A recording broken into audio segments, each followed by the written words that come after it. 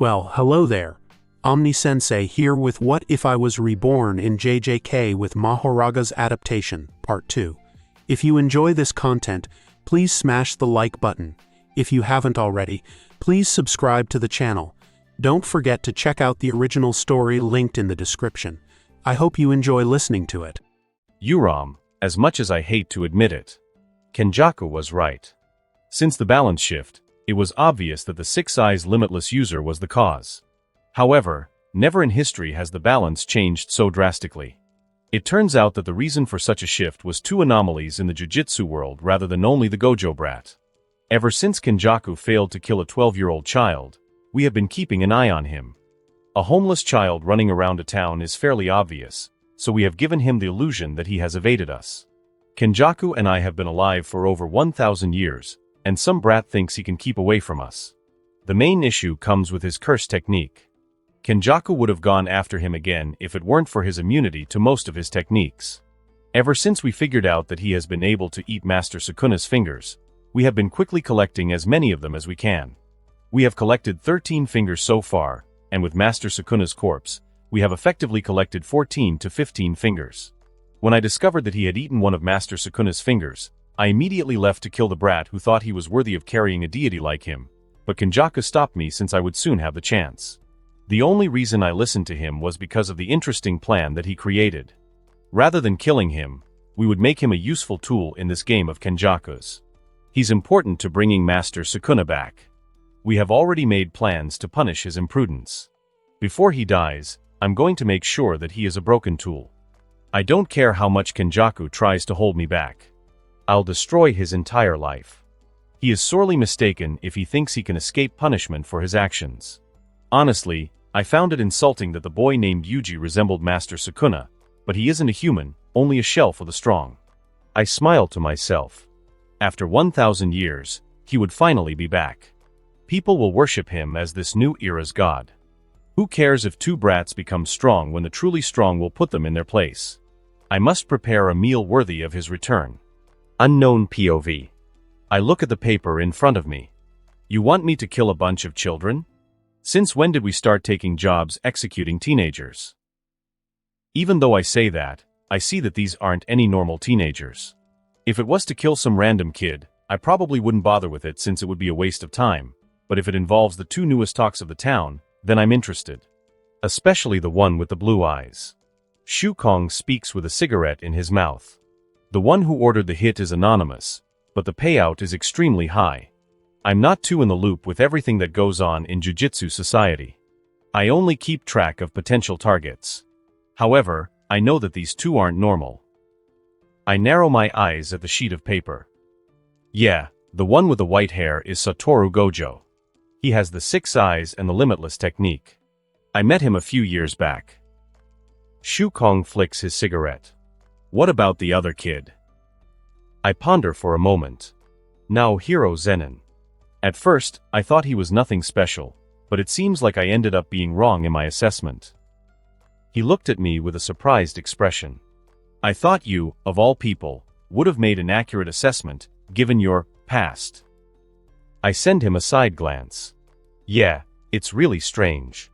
All he had going for him was above-average cursed energy and an average curse technique. Shukong looks confused.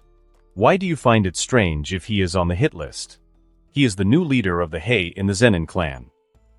I have a neutral look on my face. It's strange because apparently, he beat Satoru Gojo in a clan tournament 7 years ago. He narrows his eyes at me. It sounds like you're worried, for a sorcerer killer. Think you can handle it? I give him a smirk. Of course, I can handle a couple of teenagers. I take a look at the paper again and give it a wide smile. Naohiro. Shiver. Why does it feel like I have a bunch of people trying to kill me right now? I'm across from Gojo while Shoko and Geto are sitting down a little ways away. I couldn't avoid it forever, so it looks like I'm going to fight him. I see the annoying smile that Gojo is known for. We'll just have a normal spar. Going all out in a normal training field can come later. Plus, you might become brain dead if I go all out. I narrow my eyes. It sounds like you're confident you can beat me. You don't have a great track record with that. He figured out unlimited void. The butterfly effect can create a lot of unpredictable moments. My existence alone has made almost everything I know be thrown out of whack. He has a fake, hurt expression. I'll let you know that I have a great track record. You're the only person I've lost to. He then smirks. However, I plan on that being the only loss that I take. I get into a normal fighting stance and give him a smile. Shink. And with that, my anti-Gojo adaptations are turned on. I'm not going to go easy on the previous future strongest sorcerer. Inhale. Exhale. Round 2 of Now Hero and Gojo. Here we go. Now Hero, since he isn't planning on using a domain expansion, I'll also hold off on mine. It wouldn't be fun to end the fight in 5 seconds. Most fights would end immediately if I pulled off my domain. Even the one hidden in the bushes doesn't have the sneak potential that mine does. My primary concern is the burnout shortly after a domain ends. If I clash with someone and the barrier ends up breaking, or someone smashes it from the outside, my adaptations will be thrown out of whack before I can get them back online. Funnily enough, my weakest point comes with my strongest technique. In any case, I have to deal with Gojo for the time being.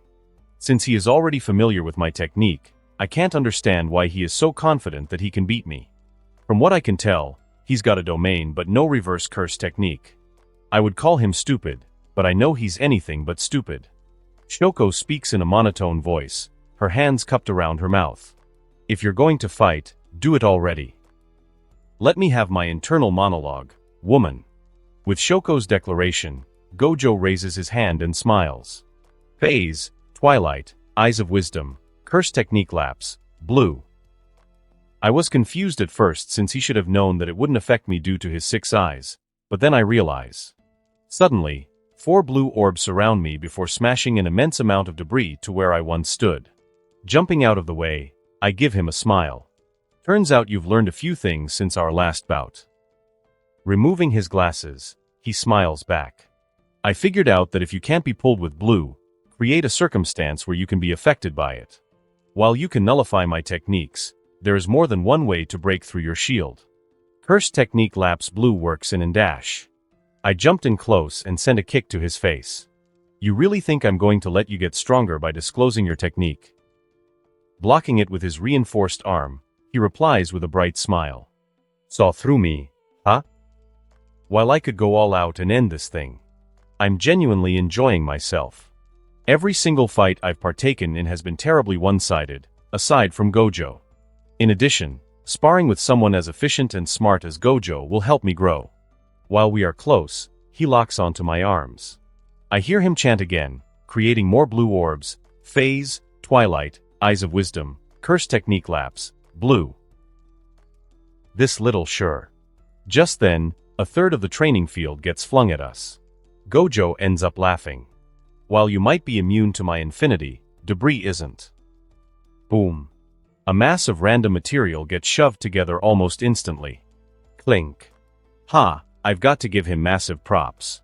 He was able to overcome one of my reinforcement adaptations, but now that my technique recognized it, it is even stronger. I push my hand out of the ground since I have about 1,000 pounds of random materials on top of me. Getting out of the rubble, I pat myself down, making sure to get all of the stuff out of my new Jujutsu tech clothes. I sigh. I hope this shit comes out in the washer. Looking around, I see the total wreck that Gojo did on the training field. Didn't you say this would be a spar? He rubbed the back of his head. Got a little carried away, I guess. Just then, I see Geto covered in one of his cursed spirits and Shoko about 10 times the distance she was originally. I guess Gojo went a little far. It was a fun learning experience, though. Turning back to Gojo, I see him with a slightly disappointed expression. Gojo speaks up with a more serious tone. Hey, why didn't you try? Your technique was running, but you weren't trying to beat me. I stretch my arms and reply. It was a spar, not a deathmatch. I used the adaptations required to fight you. I wasn't going to use my full arsenal, which would have ended the fight since you said it yourself that we weren't going to go all out. He had a slight look of realization. You figured out domain expansion? Wow, he came to that conclusion fast. I smile at him. And what makes you say that? Gojo's shoulders dropped in a comedic manner. I feel so stupid. I thought I had it figured out before you did. Then, I thought I saw visible cogs spinning in front of him until they stopped, and a light bulb lit up. We both have domains. Oh. I have a slightly nervous expression. We've gone a little far, don't you think? Smiling, he raises one hand and starts to cross his fingers. Before things can escalate to the next level, Geto screams at us. The hell are you guys still doing over there? The whole campus is on lockdown because of you idiots. They are screaming about a curse user attacking the campus. Gojo gets knocked out of whatever zone he was in before looking worried. Oh shit, let's bail. That wasn't quite what I had envisioned with our second fight, but it was still an interesting one nonetheless. The only people who can realistically give me issues are Yuram, Kenjaku, Toji, and Yuki. I was worried that I would disappoint Gojo, but it seems like he only wants to get stronger. A Gojo that is actively trying to surpass himself is a horrifying future Gojo. I really messed up canon, didn't I? Now Hero, one of the primary adaptations I worked on, was gaining as much resistance to cold as possible. Heck, I can even breathe underwater in serious cases. I doubt Yuram would have sat by when they learned that I can eat Sukuna's fingers. I mean, they are special grade when it comes to Sukuna's meat. So, the question is brought up. Why the hell haven't they shown themselves? Kenjaku and Yuram assume that I know nothing about Yuram, so the most logical thing would be sending Yuram to me. Does Yuram think they would lose? No, even if they had a chance at losing, given their infatuation with Sukuna, which is almost Yandra-like, they would go after me. When reading the story, I like the villains, but they are frustrating to deal with when put inside of the series. They are unpredictable. I still have a year before the Star Plasma event, so I feel more at ease about Toji, but Kenjaku is the main issue. If I think about it and don't act like a dense protagonist, Toji might be sent after me due to the butterfly effect. He takes jobs killing teenagers, so it wouldn't be out of character to go after Gojo or me early, but that throws the whole Star Plasma event into whack. All of these are the reason why I'm going to see Shoko. If things go to shit, she'll need the reverse curse technique as soon as possible. While I can use the reverse curse technique, I am not yet proficient enough to heal others effectively. I'm not sure when Shoko will figure it out, but based on the basic conversations we've had, she almost has it. Hopefully, I'll be a better teacher than she ever was. I make my way to her dorm and knock on her door. Knock. Knock. Knock. As the door opens, she has a neutral look on her face with a lollipop in her mouth. They don't allow smoking in the dorms, so she's got a substitute. She speaks up. Now Hiro, what are you doing here? I replied with a smile, Hey, Shoko. I'll get to the point. I wanted to stop by to talk to you about reverse cursed technique and, more specifically, help you out with it. She kept a neutral look on her face. Since when did you help people learn techniques? My eye twitches. Do you really have that low of an opinion of me? She instantly replies. Yes. I pinch the bridge of my nose. Look, I know the reverse curse technique, but I'm not good enough at healing others. If you could figure it out, it would be helpful for the rest of us, and you could become a great healer. She narrowed her eyes a little. You have no alternative motives? I'm a little baffled. Is it really that hard to believe that I want to help you out? She tilts her head to the side. I figured that you would only help out Gojo because of how close you guys seem. My mouth drops. Ha. What the hell are you implying? She shows a rare smile and exhales air. Nothing, but sure, I could use some help from someone who knows it. Come on in. I walk into her room and see a plain, ordinary dorm room. She raises her eyebrow. Expecting something else?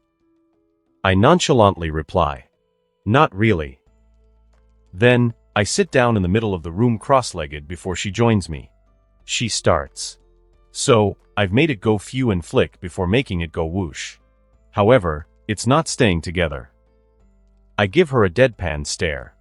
I understand nothing that you just told me.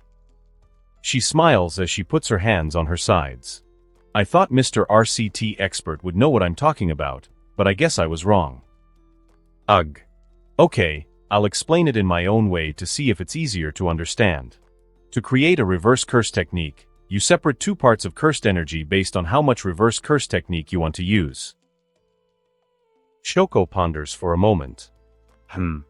I continue. After that, you spin them together to slowly fuse together, making positive energy. However, if you become more proficient with it, you can spin the cursed energy faster so it is able to fuse faster. That is the reason why it takes twice the amount of energy as normal cursed energy. Shoko asks a question. Why isn't it sticking together? I reply. Like I said before, you can make it fuse faster, but it becomes more unstable. You have to start slow so it can slowly bring itself together, which multiplies the two negatives, making a positive energy. Her eyes start to widen. I've been making it spin like crazy then. I give her a smile. You have a natural talent for it, so the only thing you are missing is working on the speed you multiply it together. She gives a smile before closing her eyes to try using the reverse curse technique. Holy crap, I can already feel it moving together. Just then, her hands started emitting a white aura before dissipating. I can't help but have a stupid grin on my face. You figured it out way faster than I did, and that is saying something. I originally thought I had to slam it together like a particle accelerator since I thought I had to force it to stick, but it's a slow process. She opens her eyes before cringing. Ew, stop it with that face. It's punchable. My face turns back to normal before I let out a small laugh. I'm just glad I'm better at explaining it than you ever will be. She has a tick mark on her head. Ha! What the hell is that supposed to mean? My eyes widen. You just sounded like me. She rolls her eyes before speaking. Thanks a lot. I don't want to be rude, but can you leave? I need to work on this, and I can't do that with a dork watching me. I get up. No problem. I still need to help Gojo with it. She scoffs with a smile. Of course you do. I send her a side glance before walking out of her dorm. That is one down, one to go. Gojo needs to learn the reversed cursed technique. If things go south, he might really die before he can fully awaken. I stretch my arms before smiling. I'd make a pretty good teacher, huh? Now hero, color me surprised when I learned that Ajichi is 2 years younger than me. With how he was portrayed, you would think he would be in his 40s when canon started. No wonder he didn't show up when I went on my first mission. He was 10. It was a pretty random encounter. I was originally wondering where he was since the only teacher I've recognized is Yaga. The teacher we currently have is a random grade 2, so Geto, Gojo, and I can all effortlessly beat him. Geto, while not his 16-year-old self, he was still a grade 1 at this time. His main go-to curse is the Rainbow Dragon, which he ended up taming before coming to Jujutsu High. Growing up in the Zenin clan, I already knew a lot of what they started to teach us. I thought Gojo was the same since he would ignore most of the lesson to think to himself. We might learn useful things when we reach the 2nd or 3rd year. However, so far, nothing. At the end of today's lesson, he mentioned something that caught my ear, the 17th annual Kyoto Goodwill event. I couldn't help but smile massively when I learned that we would be going against Kyoto's 1st to 3rd years. I was excited for it. Really, really excited. I could solo the entire event, let alone Geto, Gojo, and Shoko, who now has a reverse curse technique. Calling it unfair would be a massive understatement. Kyoto doesn't stand a chance. It's got coughing baby versus hydrogen bomb energy. While I would like to pull out my domain to show off, it's a stupid move, considering certain people could be watching, and keeping that card close is a good strategy.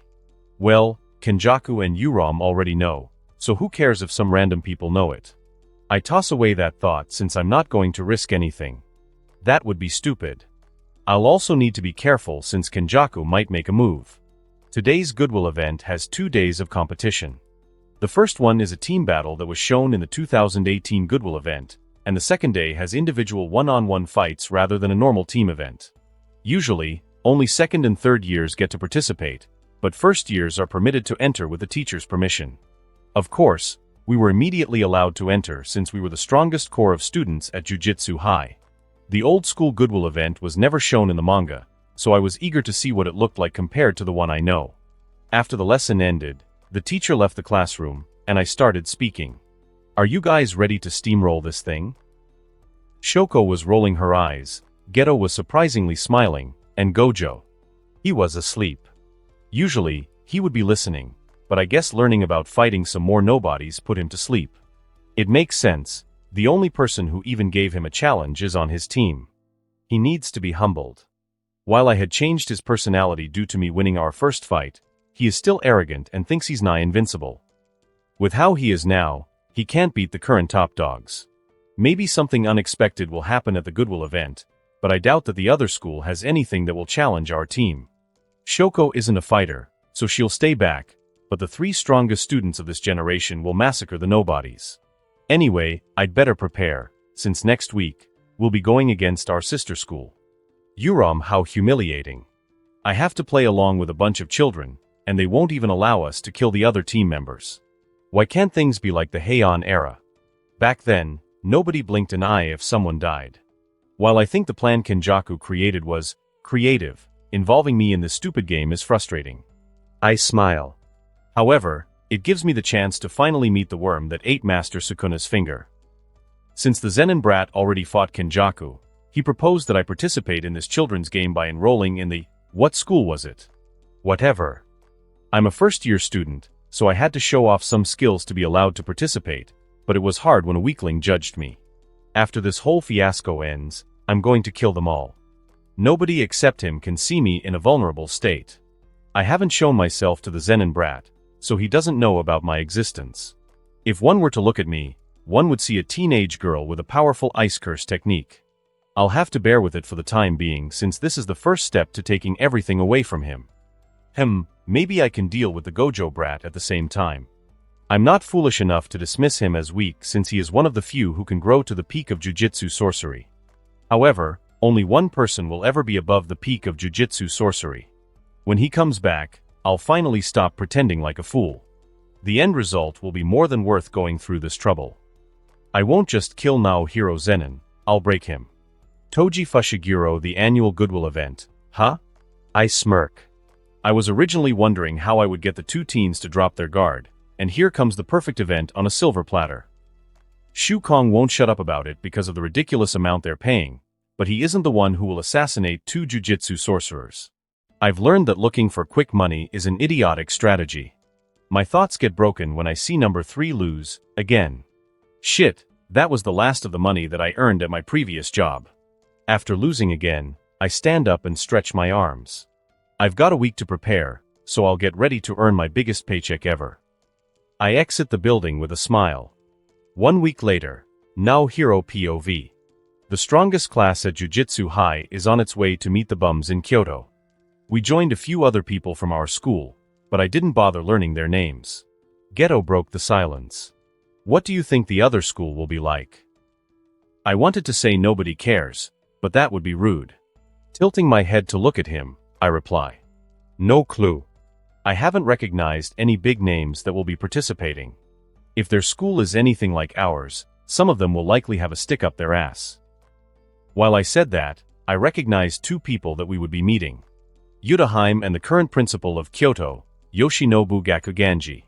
I was looking forward to meeting Yutaheim since she was an interesting person in the story. Gakuganji gives me Oji vibes, and I don't plan on getting Yaga offed by this geezer. In addition, he has been a higher-up for a little while now, so he has been on the list of people who have been trying to take advantage of me. Damn, he ruined my mood. It's not like I can't fix that issue, though having a principal mysteriously go missing during an event would be pretty suspicious. Just then, Gojo throws an arm around my shoulder. Hey, what's got you down in the dumps? We're the strongest. It's not like these randoms can beat us. I glance at Shoko and see her with a grin. Then, she changed the direction of her eyesight before whistling, which didn't work with a cigarette in her mouth. I'm not going to beat the allegations, am I? Geto notices the atmosphere and speaks up again. Well, in any case, it will surely be an interesting event, all right. By the way, Satoru, you really should stop acting loud and arrogant all the time. We are going to be meeting our sister school. Gojo loudly announces. Ha! Who cares about what other people think about us? Geto swiftly replies. Oh, nobody in particular. The school that will shape us to become professional sorcerers and the higher-ups who determine our entire career path. You're right. We should scream and present ourselves horribly to those people. Tilting his glasses down, Gojo grins at Geto. You know, we still got some time before we meet the Kyoto losers. If you want to start something, let's start. I'll need a warm-up before mopping the floor with them, Suguru. A black mist starts to surround Geto before he narrows his eyes. Cursed spirit eyes start showing themselves in the mist. It might be a good idea to put you in your place. I'll teach you how you should act, Satoru. Before things get out of hand, we make it to Kyoto and shut down the previous conflict like it never happened. Sighing, Geto speaks. Regardless, we should still be careful even if we outclass the other party. I give Geto a smile. Well, Suguru, with how you phrase that, it sounds like you just raised a flag. Gojo gives a trademark smile. Nah, we'll win this thing. We're so screwed. Yutahai Mayori, we're so screwed. My final Goodwill event will be against the strongest New Era sorcerers. I thought I would have fun as a third-year student, but give us a chance, at the very least. It's not like we don't have some strong sorcerers on our side. We have the new future Kumo clan heir with their signature blood manipulation and accursed speech user. I'm practically useless unless I'm making my teammates stronger, so I feel like a deadweight. My dancing skills are unmatched, but who cares when you get punched in the face? Our only hope is this other first-year named Nishida with her Ice Curse technique, but even then, she's only a grade 1 compared to the monsters on the other side. They are already on their way, and it's too late to run. Ugh. I flop my head onto my knees. Someone walks over to me. Looking up, I see the new first-year Nishida with a smile on her face. What's troubling you, Yutaheim? I flop my head back. Oh, nothing. It's just that we are going to get destroyed in this, next, and then next year's Goodwill event. However, she gives me a reassuring smile. Don't worry, I'll make sure the other students get their due. I'm not weak, you know. Why does she have such confidence? Hasn't she heard the rumors? It's just that Neo here crack. I could have sworn I heard a cracking sound. Nishida replies. Sorry, please continue. Right. Nohorio Zenin and Satoru Gojo will be participating, and it's rumored that they are on their way to special grade. Even with all of us, I don't think we stand a chance. Nishida ponders for a moment before narrowing her eyes. Now Hiro Zenin and Satoru Gojo. I'll make sure that they won't beat us. Don't fret, you won't have to worry about them. Wow, I didn't know Nishida was so competitive. I jump at Nishida and give her a hug. Why do you have to be such a kind soul? She smiles. I'm here to help. As soon as I turned around, the room felt much colder all of a sudden. I can even see my breath. I spin back around to see a smiling Nishida, and the atmosphere turns back to normal. How strange. I could have sworn that it was colder. Then I remember something important. Oh no, the new special grade Yuki Tsukumo will be watching. Why me?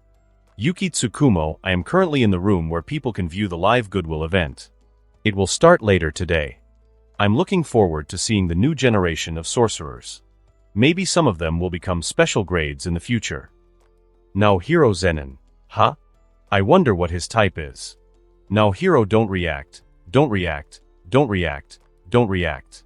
Inhale. Exhale. What the hell is Yuram doing on the other team? After making our way to the school, we saw the people we would fight during the event.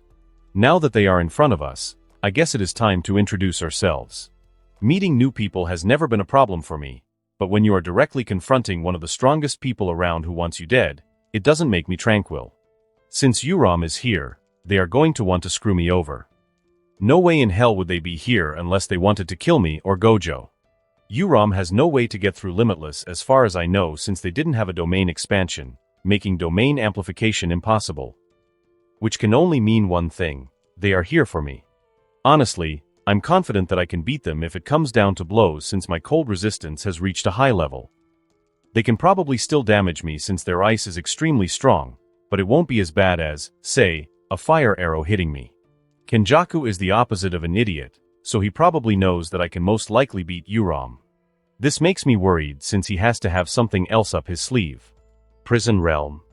Probably not, since they wouldn't have the time to seal me. If I can't figure it out, I'll have to encounter it, which pisses me off. Even if I know who Yuram really is, I can't do much about it.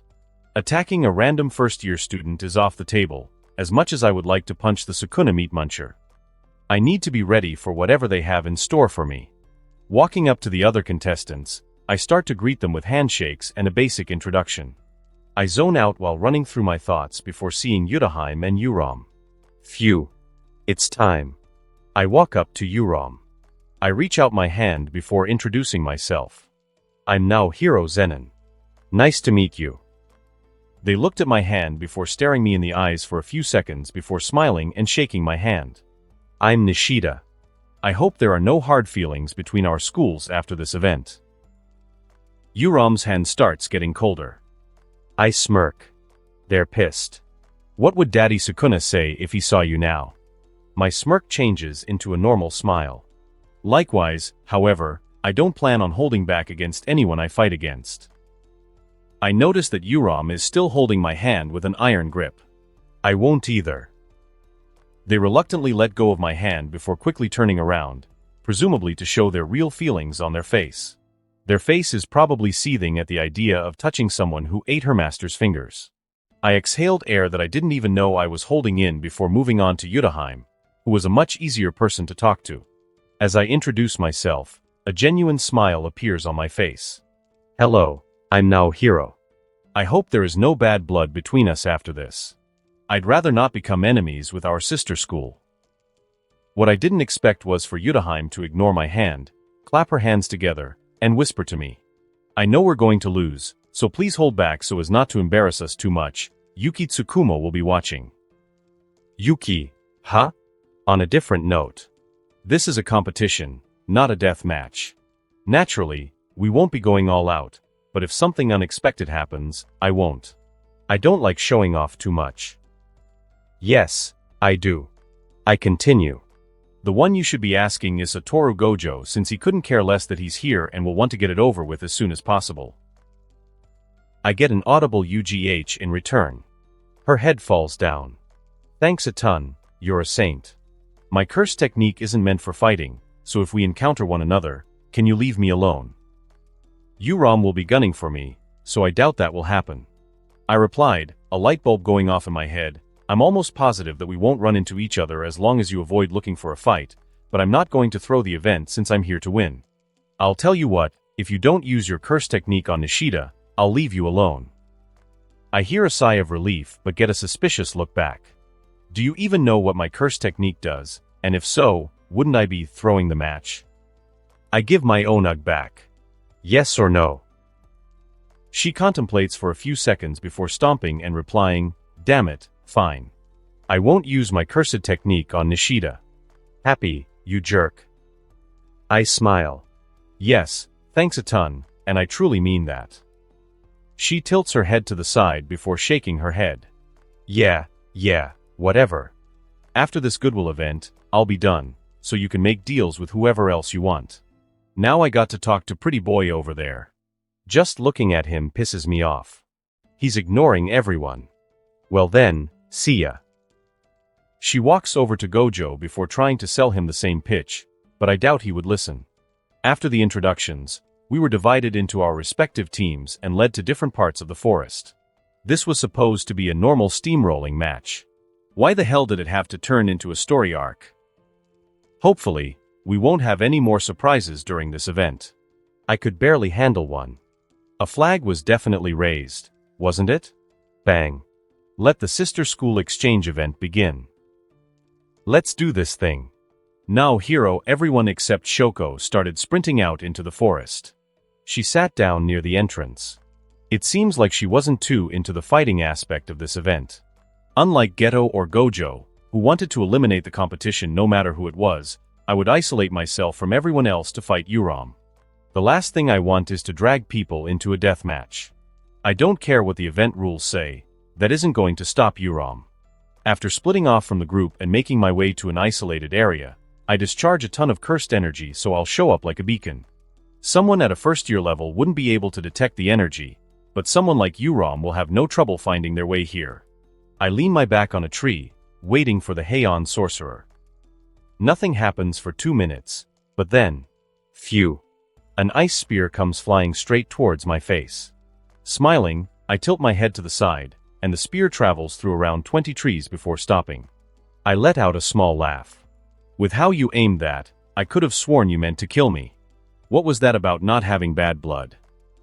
A person with white hair and a red streak, wearing a standard Jujutsu high school uniform, emerges from the clearing, their face solemn. With the facade of Nishida gone, they reply with a frown. You're my enemy, of course, I wouldn't hold back. Walking closer to me, they put their hand on the ground. Well, I guess I shouldn't mess around. Who knows what they will have in store for me if I keep them alive for too much longer. Massive ice structures get shot towards me, and I bring my hands together. It's time to end this thing. I'll need to end this fast. With a shocked look, Urom smacks their hands together. Hollow wicker basket. Ah, the boomer's simple domain. What I bet they were banking on is me not using my domain and letting down my guard because it is a first-year student, but I know who you really are. Of course, I'm not surprised Kenjaku told them about my hand sign for my domain. Domain expansion, cycle of Sasra. Both of us get encased in a black barrier that turns into an endless desert with a bright sun that immediately deletes the ice that Urom previously made. I tilt my head to the side with a smirk. How strange, I've only ever shown 2 people my domain hand signs, and one of them is dead. What is even more interesting is that only a select few know I have a domain expansion at all. Now, how does a random first-year student know this much about me? Urom narrows their eyes and has a scowl on their face. You worm. Well then, now that I have all my adaptations and a small boost to my overall statistics, I'll kill them now. Hollow wicker basket is annoying, but if I damage them enough to release it, they're done. It is one of the best anti-domains for nullifying a sure hit, but the drawback is that your hands are occupied, so unless you are Heian form Sukuna, it won't be effective. I run over to Urom, but they use their feet to shoot a fairly large amount of ice at me. However, the thing about my domain is that while you can use anti-domain techniques to keep your own cursed energy, if it is released as an ice structure, for example, it gets deleted before it can do any meaningful damage. Laughing, I punch straight through it as it slowly weakens, making its strong ice useless.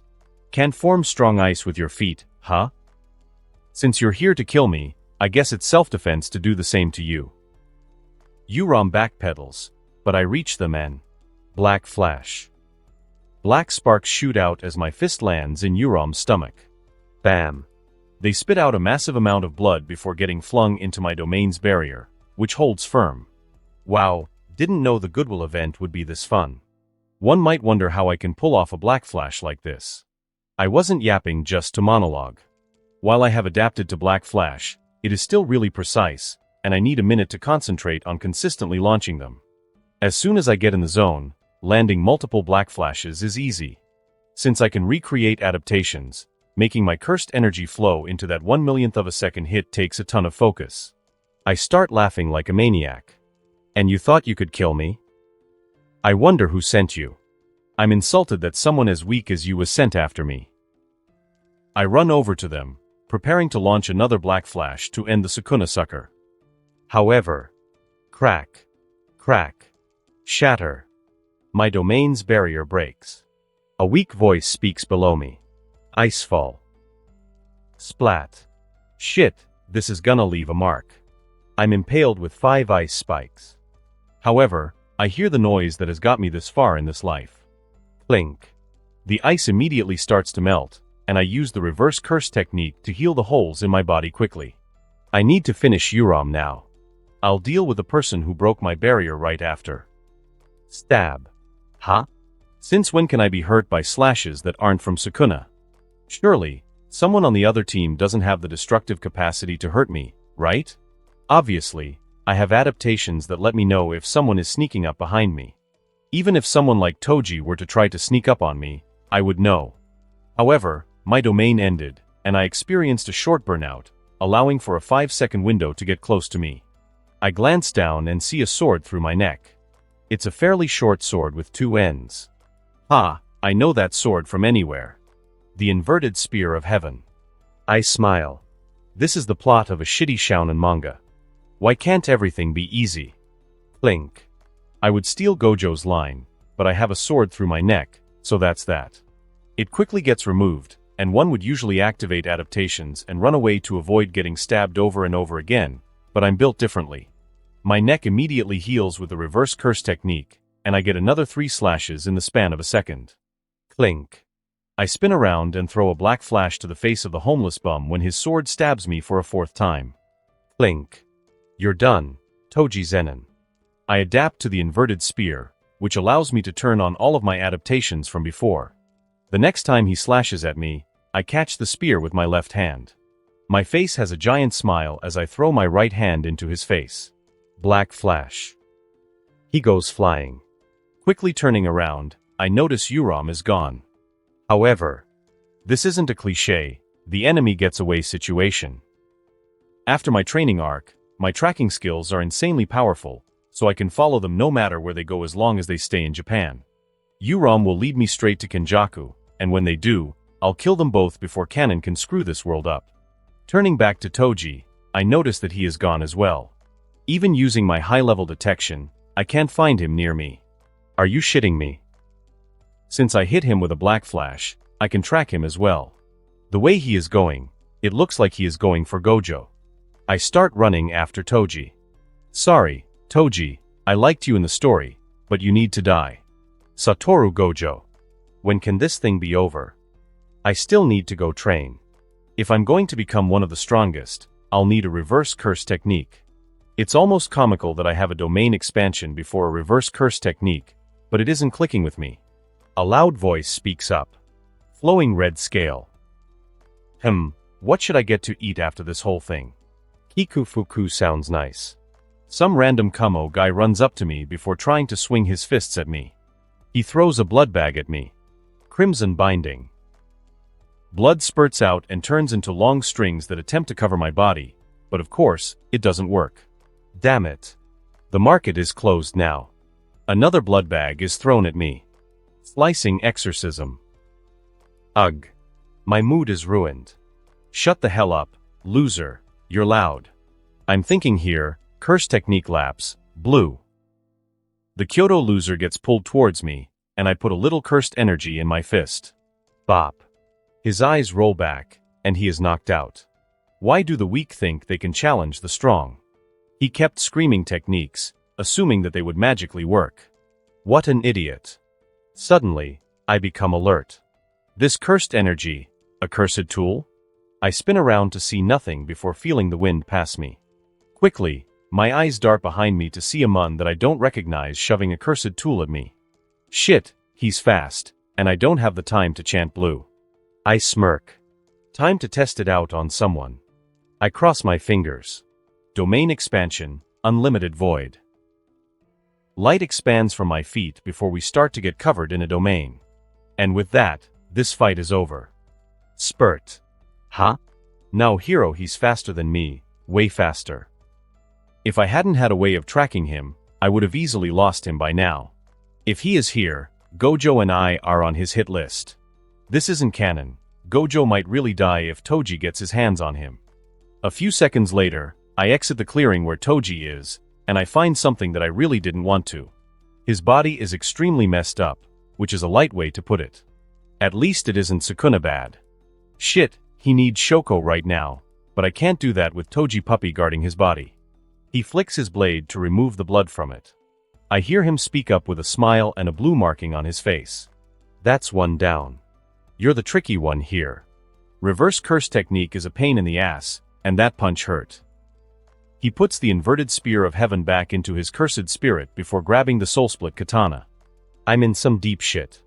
If I activate my domain, Gojo won't be able to use the reverse curse technique, but if I'm hit with that, I can't guarantee that I'll survive. The soul split katana bypasses durability, and I haven't adapted to soul damage. With my current state, I can't match a person with a physical heavenly restriction. I'm positive he knows that as well, so with a smile, he bends his knees as he gets ready to shoot towards me. Boom. However, unexpectedly, it wasn't Toji who jumped. A woman in her late teens or early 20s appears with a shikigami swirling around her. Nice to meet you, now Hiro Zenin. Now I get the chance to ask, what is your type? Yuki Tsukumo. Never in my life have I been happier to see a person jump in here. Since she landed in such a flashy fashion, a dust cloud was brought up, which, when cleared, had Toji missing. I speak up. Yuki, can you bring Satoru to Shoko? She is a classmate who is great at outputting reverse curse technique. He's alive, albeit barely. I'm going to go after Toji. If I can get away from people, I can use my domain. While the sure hit won't work on him, it will turn off his cursed tools and kill his inventory curse. Normally, I wouldn't leave a classmate near death, but Toji needs to die. I can't think of any other way since I can't tell him about the power of friendship or give him talk no jutsu. Before Yuki responds, I sprint toward Toji using my pseudo-tracking ability. My ears pick up a quiet shout. Hey, I'm not some transport service. Get your ass back here. The Star Plasma Vessel event and future problems need to be cut off before they spread. After a minute or two of running, I see a dagger flying towards my head, which ends up flying past me as I dodge to the side. It probably wouldn't have done much, but who knows with Toji? He's a professional assassin. Thank God I know where he is because I wouldn't be able to find him without it. Neither of us makes a move since my win condition is getting him in close with a domain expansion, while his win condition is slicing me in half with a soul split katana. If I take his arsenal, I'm in fantastic shape, but if I'm late by a single second, I'm dead. I closed my eyes to concentrate on him so that even if he tried to speed blitz me, I could react. I sense movement, but something in his hand starts emitting cursed energy. It's the same one as the soul splitter. Toji seemingly disappears before rushing towards me. Whoosh. Now. Ducking under the katana as it gets swung at me, I get up and bring my hands together. I smile. You're in my range, you homeless bum. Domain X-spurt. A katana goes through my back. Clink. This is a different kind of pain. Shit, that hurt, you child support evader, domain expansion, cycle of samsara. The endless desert reappears and covers both of us. It doesn't matter if he is inside my domain or not. I need to remove his cursed tools. I grabbed the handle behind me and ripped it out of my back since, as soon as my barrier was formed, he bailed. Physical heavenly restriction users can choose to participate in a domain based on how each domain functions. Had my domain been like Sukuna's, he'd be screwed, but with a barrier, he can leave since he's treated as an inanimate object. Damn it, if he caught me with it sideways, I'd be in rough shape. Clink. In the split second where I was distracted pulling the sword through my body, I turned to Toji, who reappeared in front of me with a smile on his face. Bam. Playful Cloud is a cursed tool without an imbued technique that gets stronger based on the physical statistics of the wielder. However, in my domain, its effects were lessened to a normal set of nunchucks since the tool has cursed energy. I go flying before making my way to the domain's wall. Clink.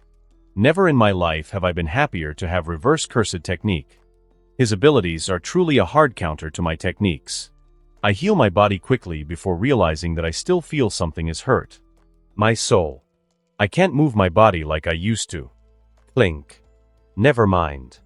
Then I noticed something. Where is the inventory curse? Smiling, I release my domain expansion before taking the soul split katana and throwing it as fast as I can to my left. Stab.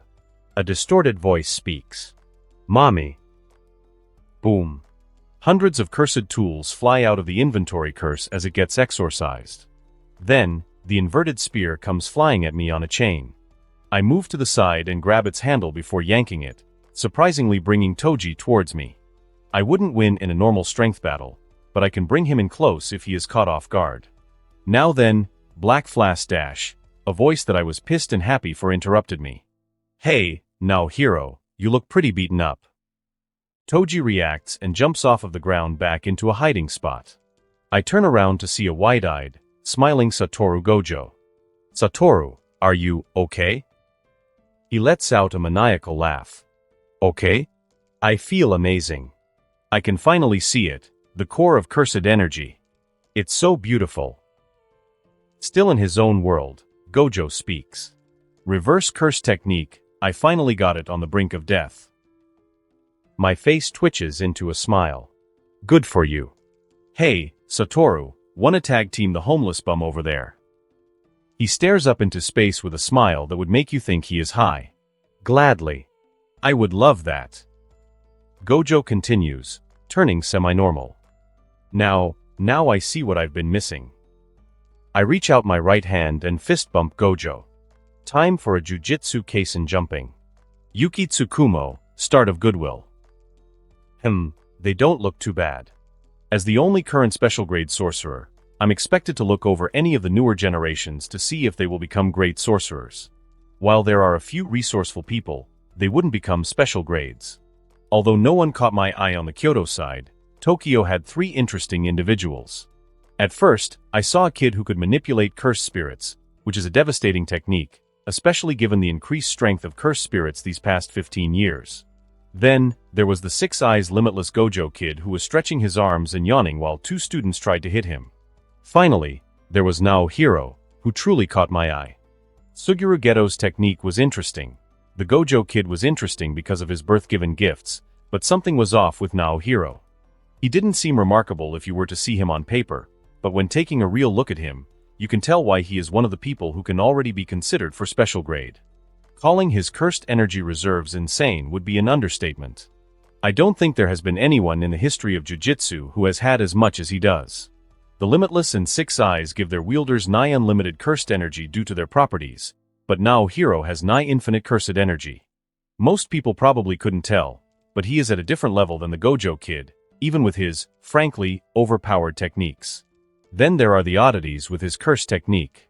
Like I said, on paper, it doesn't sound interesting at all, evolving based on cursed energy, but it has clearly brought him very far. Anyway, Gojo and Naohiro will become special grades, with Suguru having a 50-50 chance. It depends on how he utilizes his cursed technique. Now that I have my assessment done, I guess I can wait until Tokyo wins. The reason I'm here right now is to judge the new generation of sorcerers. That, and I didn't want to go on a week-long mission. I'd rather watch children fight each other than go through the trouble of missions. Why bother flying around the country when you can chill out and make generic comments that people think have greater meaning? I'm getting paid for this too. Sometimes, I wonder if it was worth it to become a special grade. It's too much work, but it comes with its perks. My focus gets shifted to the girl with white hair as she shoots a spear right to Naohiro's face. If I'm correct, that must be the first year, Nishida. However, I do note something interesting. That was a spear meant to kill. Those aren't the skills and attitude of a normal first year. If she had been a prominent figure beforehand, like Naohiro or Satoru, I wouldn't have minded too much, but there is very little known about her. I shift in my seat. Originally, I thought none of the Kyoto students would show promise, but there is something off about Nishida.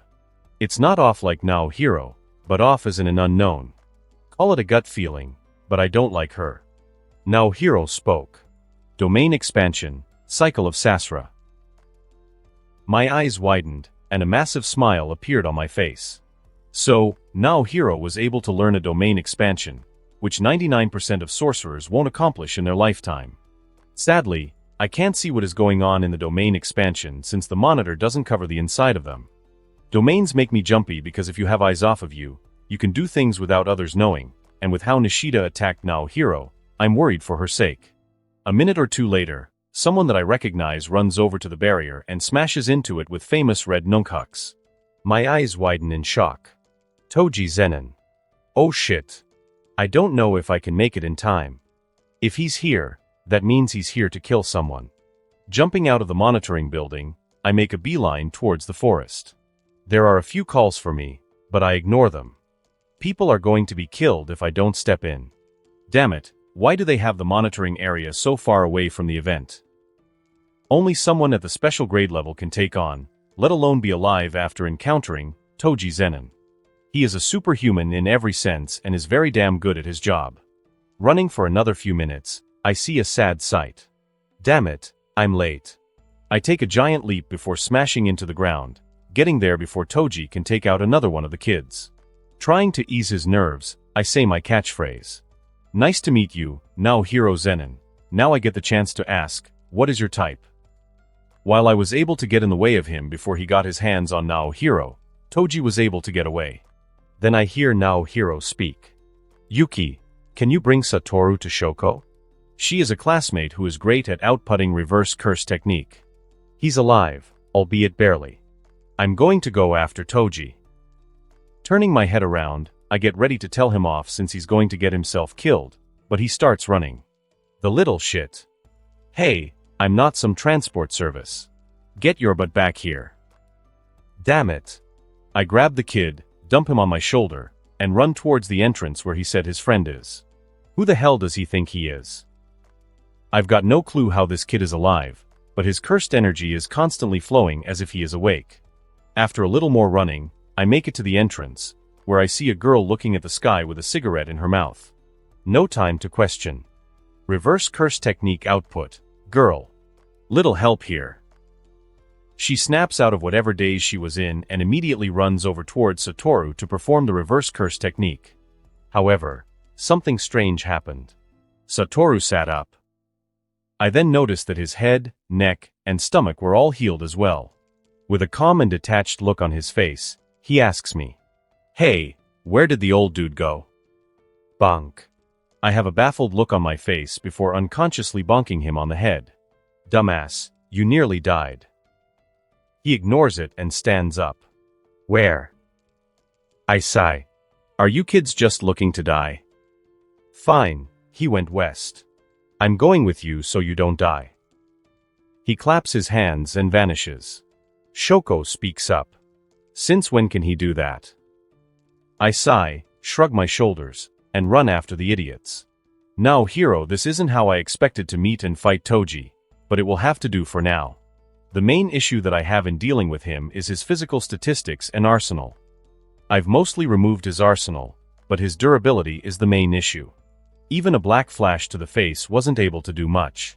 I'll need a technique like purple as an ace, so I don't have to worry about my domain burning my technique. I've already used it twice, and I'm still feeling the after effects of it. I'd rather not destroy a part of my brain, so I'll figure out something in the future. My thoughts get broken when a dagger on a chain gets flung towards Gojo. He flies above it before it hooks itself around a tree and comes flying towards me. Did he forget that I had been able to catch it before? Wait. Whoosh. I turn to the side to avoid a blitz attempt from Toji. Thank you, detection skill. Using his momentum, he shoots himself towards Gojo with a wide grin. However, Gojo disappears and smiles. Curse technique reversal, red. He swings the inverted spear to cut through it before it lands, but he has another person to worry about. I kick his back. Black flash. Bam. He gets flung right into Gojo's red and gets a black flash to the back. Boom. I know that didn't kill him, so I look around and notice something right next to me. Thankfully, he was generous enough to leave a durability negation sword right before me. I don't think he would mind his weapon stash missing after he's gone. Grabbing the sword, I speak up. If I can hold him down, can you kill him? A black flash from me wasn't able to do much. Snapping out of his high and being more serious, he replies. I've got something that I think might work, but I'll need some time to get it off, and with how fast he is, if I'm not precise, it'll miss. I smile. Well, shit, I guess I'll be the one tanking his hits. Haven't used this in a while, Falling Blossom emotion. I've got to thank Oji for this one. A swordsman wasn't my original go-to, but let's see how it works. The smoke clears, and Toji is missing, but he can't use his invisible shenanigans against me. I turn around and jump towards Toji's camping spot, slicing through a tree and meeting him. He blocks my sword with the inverted spear. With a bloodied body, he scowls and brings a dagger from God knows where and shoves it towards my skull. Falling Blossom emotion activates and shoots his hand upwards to deflect the strike. Redirecting the inverted spear, he aims for my chest. However, he receives a kick to the side of the head from Gojo. Disoriented, Toji turns his head to receive a sword through his upper abdomen. Gotcha, bitch. I've learned that soul damage messes you up and makes your movements thrown out of whack for a couple of seconds if you can't heal it or adapt. Gojo speaks up. 9 ropes. Polarized light. Crow and declaration. Between front and back. Hollow technique, purple. Flick. Pulling out the sword and throwing it away toward the ground, I duck under the massive ball of energy, not without getting singed a bit. Clink. Ha, while not entirely needed, getting hit by imaginary mass could become useful in the future. After the light dies down, I get my bearings. I turn my head towards Toji's last location and sigh with relief. Toji is on the ground, his entire bottom half missing. He's alive but will not last more than 10 seconds. I do the honors. Hey, anything left to say, Toji Fushiguro? A muffled voice responds. Nah, I got a kid. Do what you will with that. The forest goes silent. A few minutes later, Yuki shows up with Garuda following suit. Still sitting on the ground, breathing heavily, I speak up. Can't you be any more useless? The dude is already dead. You missed all the fun. Bonk. She yells. I tried to keep you guys from killing yourselves. Don't give me that shit. Yuki continues. But I'm glad you two are alright. Luckily, no one died during this whole event. She looks over to Gojo to yell at him but notices that he is just staring at Toji's body with a blank look on his face. Smiling, I speak up again. That wasn't bad, Satoru.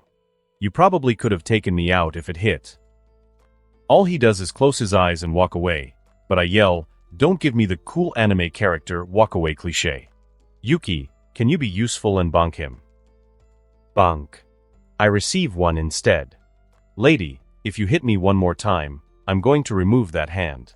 But you'll probably use the reverse curse technique to heal it back up.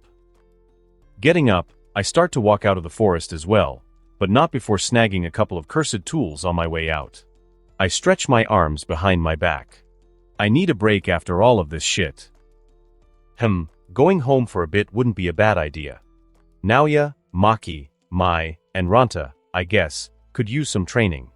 If I can get Maki and Mai to awaken their own restrictions, that would be the best case scenario. I'm not sure what would happen if Maki died instead of Mai, so I'm banking on something happening to her when the connection gets broken. Mekamaru was able to overcome his heavenly restriction with soul manipulation. Maybe I can figure out a way to split them using something similar. I still have Uram and Kenjaku to worry about, but they can come after I regain my full strength. I'd rather not attack them in my current state since I still don't know what Kenjaku has in store for me. At this point, my canon knowledge is completely off the table. The Star Plasma Vessel event is going to be completely different, and who knows what will happen and the different ways that Kenjaku can bring Sukuna back. Based on what I've seen, Gojo and I are now at a similar level. I'm still not at a point where I can deal with the future heavy hitters. I'll need to get stronger. Whatever the future may bring, I need to be ready for it. Well, let's get to it. Now Hero, as much as it pisses me off, the 10 shadows are way too useful to let go. I'm really starting to sound like a Zenin, but Megumi fumbled worse than Hana when it came to Sukuna and exploiting his curse technique. The fact that he can bring out something as strong as Mahoraga, who alone is one of the strongest beings in the entire verse, makes him worth taking in. I don't care about what other people say about the 10 shadows. The entire curse technique is GOAT because of Mahoraga. He unlocked a domain, but for what? He just killed himself when fighting a Taylor Swift knockoff and needed Sukuna, of all people, to save him. Mahoraga wasn't used against Three-Finger Sukuna, which would have been the best time, but some random bum that Nanami made look like a joke. What a waste of talent, if you could call it that. His only talent is a cursed technique. I've got to think of him like Naoya. If I can get him to avoid the allegations of his future self, then he can be turned to the better. Honestly, I don't think any amount of talent Megumi had will make him able to tame Mahoraga. He isn't built like Gojo or Sukuna. How would that even work if I were to fight Mahoraga? I'll worry about fighting something as crazy as that for later. I wish I were able to know about everything that would happen. The problem is, I don't know what the hell the future will hold because I royally screwed that up. Being here, I've realized that I can't do this alone. Although I am omitted from the balance of the world, there are still a lot of things that I'd have an extremely hard time with. I'm worried about a few events that might happen due to my interference. Kenjaku speeding up the culling games and Sukuna's revival. These are why I need to make others around me as strong as possible in the shortest amount of time. Tsumaki Fushiguro isn't cursed yet, which should have happened around 2016, so Yorozu hasn't been prepped for incarnation. Kashimo, Ishigori, Yuro, and Yorozu are above my current level.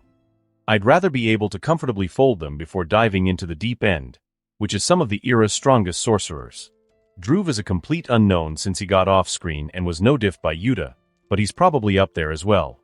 For now, I'll keep it in the back of my head while I work on more pressing matters. Since I am the leader of the Hei, I was thinking about bringing Megumi in to join after he gets old enough to practice Jujutsu, but he only has Ranta and Chojuro beat in terms of potential.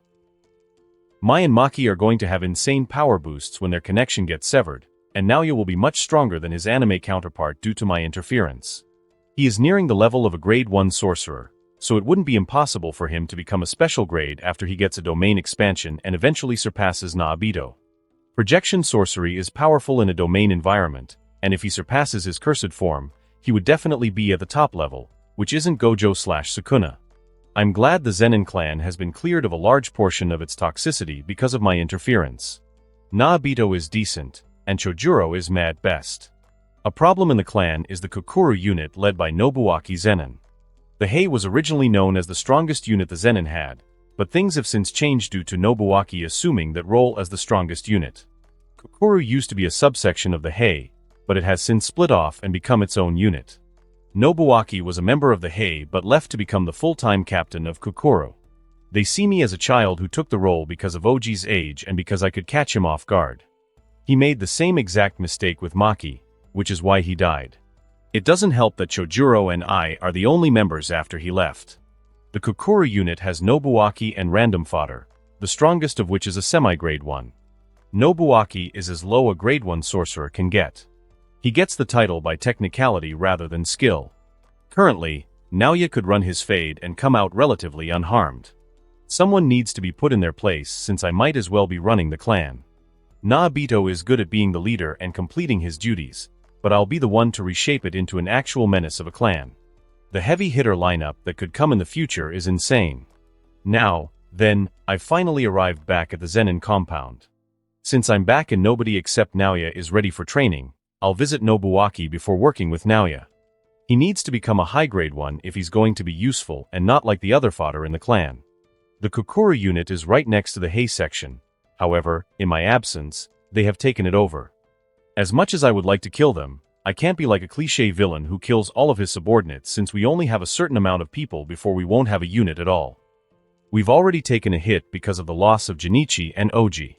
Rather than being a genuine piece of shit like Oji, they are just really stupid and arrogant. Walking towards the area, I sense a little rat preparing to attack me. I speak up. Naoya, I'm busy.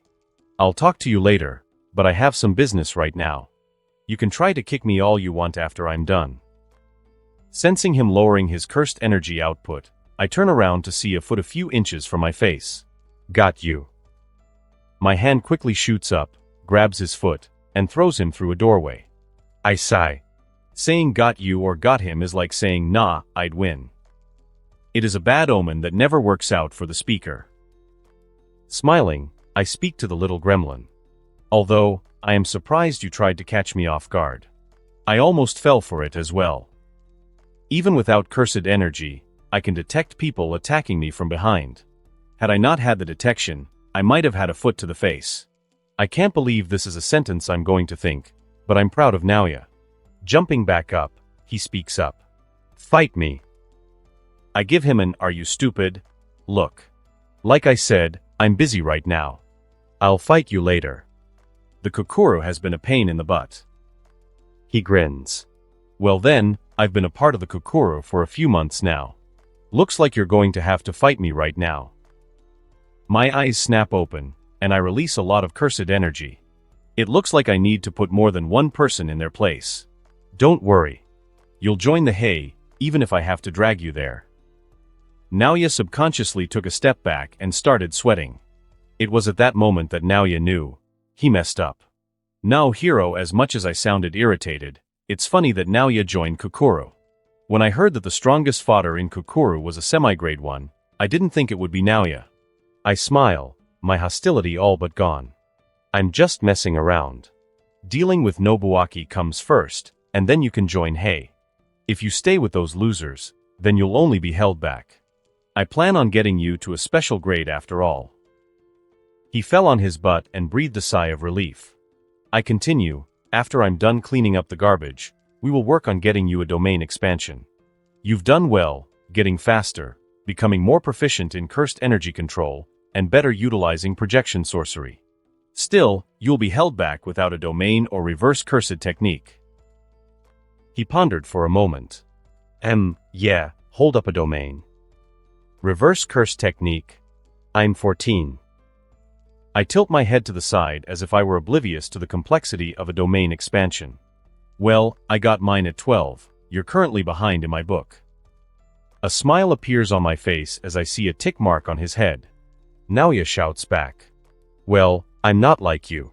Your standards are insane compared to standard jujutsu practice. As far as I know, I'm miles ahead of people my age. You would be a terrible teacher with how easy things come to you. Bonk. Naoya rubs his head as my head tilts back. I'll let you know I helped my classmate get the reverse curse technique. Still, you're going to need a domain one way or another, and it will be good to practice early with someone who knows how to perform one. Naoya rests his head on his palms.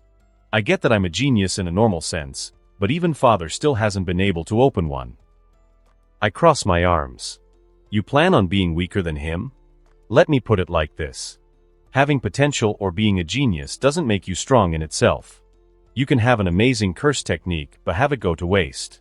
Just because some old father can't open one doesn't mean you can't figure it out. Naoya has a sad look on his face. Noticing it, I continue.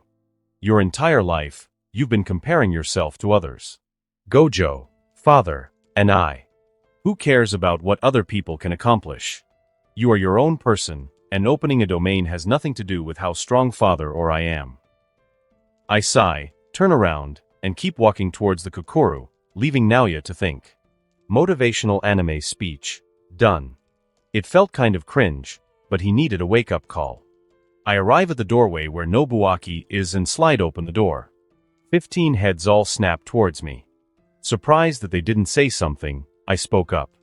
Last time I remember, this was reserved for the hay. I'll give you one chance. Out. Nobuaki was seated in the middle of the room with an aloof look on his face.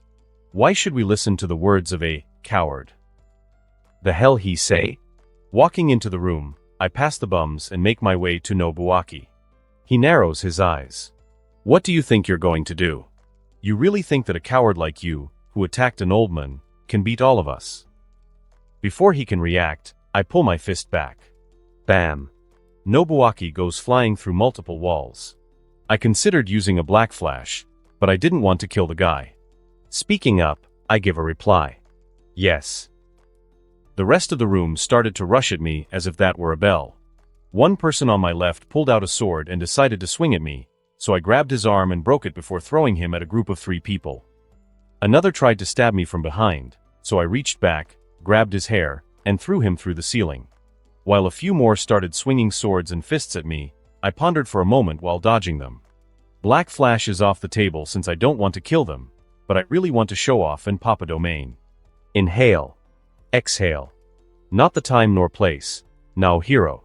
My thoughts get broken when I notice someone using falling blossom emotion. A wild grin appears on my face. You're a little better than fodder, but still fodder nonetheless. Bam. I punch straight through it and hit him in the face. Man, this is fun. Maki must have had a field day running through these goons. Getting ready to throw down some more, I notice that everyone is either unconscious or unable to move. Just then, my head snaps back, and I see Naobito walking past the doorway. Noticing my gaze, I see him start to sweat before quickly backpedaling with a neutral expression.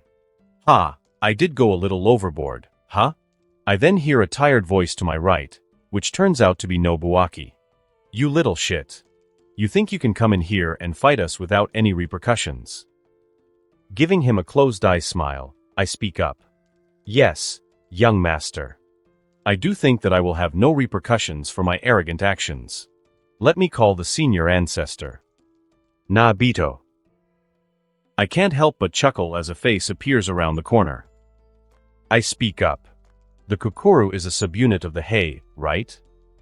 Naobito's full body walks into the room before his face turns serious. Ahem. Nobuaki, even Ranta, a 5-year-old child, is more mature than you are. The Hei has always been the Zenin's main force, so stop acting like a child and return to your quarters. I'm too busy to be dealing with something as stupid as this. Nobito raises an eyebrow at me before leaving the room with an annoyed expression. Now that I'm done cleaning up the trash, it's time to work with Naoya while I figure out how to sever the connection between Maki and Mai. When I'm ready, I can go to Uram and, by proxy, Kenjaku, but stepping into unknown territory is one way to die or get sealed. Why is this world such a pain in the butt? Now Hiro walking out of the room, I run back into Naoya as he leans against the wall. As I walk towards him, he intends to speak up. However, before he can say anything, I walk past him and grab the back of his shirt before dragging him down the corridor. Flailing his arms around, Naoya makes his discomfort known. The hell is this for? We just had a brotherly heart-to-heart, and now you're dragging me around like baggage. My head turns to look at him before I give him a closed-eye smile. I told you I would drag you into the hay, right? You don't seriously think I would have let you off with a slap on the wrist by joining those losers, right? I'm still itching to punch something after Nobuaki had some choice words. Naoya has a horrified look on his face. Please, spare me. Moving towards the training area, I give him a nonchalant reply. I'm not going to kill you. Don't worry. We'll get your domain done in no time. It seems like Naoya has already accepted his fate. That would be reassuring from anyone besides you. Then I get reminded of something. Hey, what's up with Maki and Mai? They seem to have taken a liking to you. That sounds unbelievable to a Jujutsu Kaisen fan. He sighs as he speaks. Yeah. I'm surprised you even know their names, considering you call everyone fodder. Ever since Oji saw that they had no future as sorcerers, he and Reiko isolated them from the rest of the clan. Raising my eyebrow, he continues, naturally, they were looking to turn to anyone since they are still children, so when I met them and didn't call them trash, they stuck to me. I became their big brother even though I'm their cousin. A grin appears on my face. Did you know that Maki has the same heavenly restriction as Toji Zenin? That got a reaction out of him. He jumped up and pushed off of me. Turning my head around, I show a surprised look before speaking up. Didn't know that would get such a serious reaction out of you. His face turned serious. I'd rather not have you screw around. I'm fine with all of the jokes and, hell, borderline child abuse, but Maki and I barely have any cursed energy at all. It isn't funny, no Hiro. My face turned serious as well. I wouldn't screw around with something like this. A friend of mine and I could have died to Toji. Earlier, you were wondering why I knew their names. They are twins, and Maki's heavenly restriction won't manifest as long as Mai exists. To my surprise, his cursed energy flares, and he takes a stance with a look that says, I'll kill you. Jesus, I had no idea that Naoya got this attached to them so quickly. To even want to attack me. He wanted nothing more than to avoid or bully them in the previous timeline. I rubbed the back of my head. Calm down. I have a plan to sever their connection. I'm not going to go around executing children. I'm just stating that Maki can reach Toji's level. Mai is a more complex subject since I don't know what would happen if the connection gets severed. Before things get too out of hand, I continue, look, I have plans for the future Hei unit, and it isn't going to be some old geezers discriminating based on cursed techniques. Just trust me on this one and lower the hostility, or I will forcefully lower it. Noticing that we were at the training field, I grabbed his shirt and threw him onto the grass. However, he was able to land on his feet. He was back to normal but was still pissed. If you grab me one more time, I'll rip your hand off. I smiled back at him. Well then, you'll just have to become fast enough so that I can't do it. Now, let's talk domains. For the next few hours, I helped him build knowledge about the functionalities of domain expansions while also showcasing my own. He was shocked when he lost his cursed energy. Naoya still had a rough time externalizing his cursed energy since projection sorcery doesn't require it unless it's used for touching someone, but I'm sure he would be able to pick up on it with me here since he is a genius. At some point, I noticed two girls stealthily watching us train. It was comedic since they thought they were being sneaky. I'm sure Naoya picked up on it as well. He got a little annoyed at parts and didn't like outsiders watching him train. It was considered rude to watch someone train since you were essentially stealing information from them, but there were 3 of them, so I doubt it was that big of a deal. Megumi, Mai, and Maki are still too young to take in. Is it bad that I don't care about Ranta? I mean, he's a real human now, but he was disappointing and was apparently a semi-grade 1. Anyway, I will use this time to work on myself since Naoya only needs pointers. A smile appears on my face as I remember the feeling I got when stabbed by the soul splitter. I could feel something while I was adapting to soul damage. Rather than changing to fit the situation like one of my normal adaptations, I could feel and see my own soul. Rather than wasting time, beating up bums, and training people who won't reach the peaks of Jujutsu, I was constantly replicating the adaptation to soul damage to get that same feeling I had before. If I could launch consistent black flashes that targeted the soul, I could have my next big break in learning offense. Only a select few can sense their soul, and even fewer can protect it. My attacks could become a pseudo-soul split katana. Screw being a swordsman when I could throw hands. Eventually, I'll need to put the curse tools to use. The inverted spear won't help since I can use my snatch and adapt to their techniques. I wouldn't use the chain of 1,000 miles since there is no real need to learn how to throw a chain. Playful Cloud interested me since I could hit even harder, but it didn't appeal to me in the long term. I'll use the soul split katana for now until I figure out soul damage. The current selling point that my cursed technique offers is defense and adaptability to any situation, so I've been struggling to pick up offensive techniques. Becoming more creative with how my body adapts to phenomena can act like a reversal technique. If I can launch an attack using adaptations as a reversal, I can do a lot of damage. With how many I've picked up over the years, cutting the space like Mahoraga wouldn't be impossible. I can't help but become extremely excited for the future of my technique. I can't slack on my domain since it'll need to be at peak refinement to match the heavy hitters that show up. There are even more ideas in my mind that can be used. I feel like I have the most freedom with my technique with all of my primary cards on the table. Reverse curse technique, domain expansion, and a handle on my technique. I finally have tons of avenues that I can pursue. There is almost no L-Clink. Ah, there's my soul. Kenjaku. I hadn't expected Toji Zenin to participate in the Goodwill event. It was perfect since Yuram was useless. The original plan was to make Yuram ally with Naohiro or keep him occupied, but neither of these plans worked out. Yuram couldn't hide their emotions, but having Toji Zenin there made everything work. I'm surprised that we were able to find 2 fingers, given how many we were able to collect over these past few years, allowing us to gather 15 fingers in total. Yuji Itadori is still not ready to handle Sukuna, but when he is, Sukuna will experience a surprising awakening. By my estimations, he'll be able to eat Sukuna's fingers when he turns 15, so there are still a few more years before the ball can get rolling. However, there is still something, or someone that can play a role. A smile appears on my face. No matter how much Naohiro adapts to cursed energy, a part of Sukuna's soul is in that finger, still waiting to be awakened. If things don't turn out for the better, there is still a way to force Naohiro to become a compatible vessel.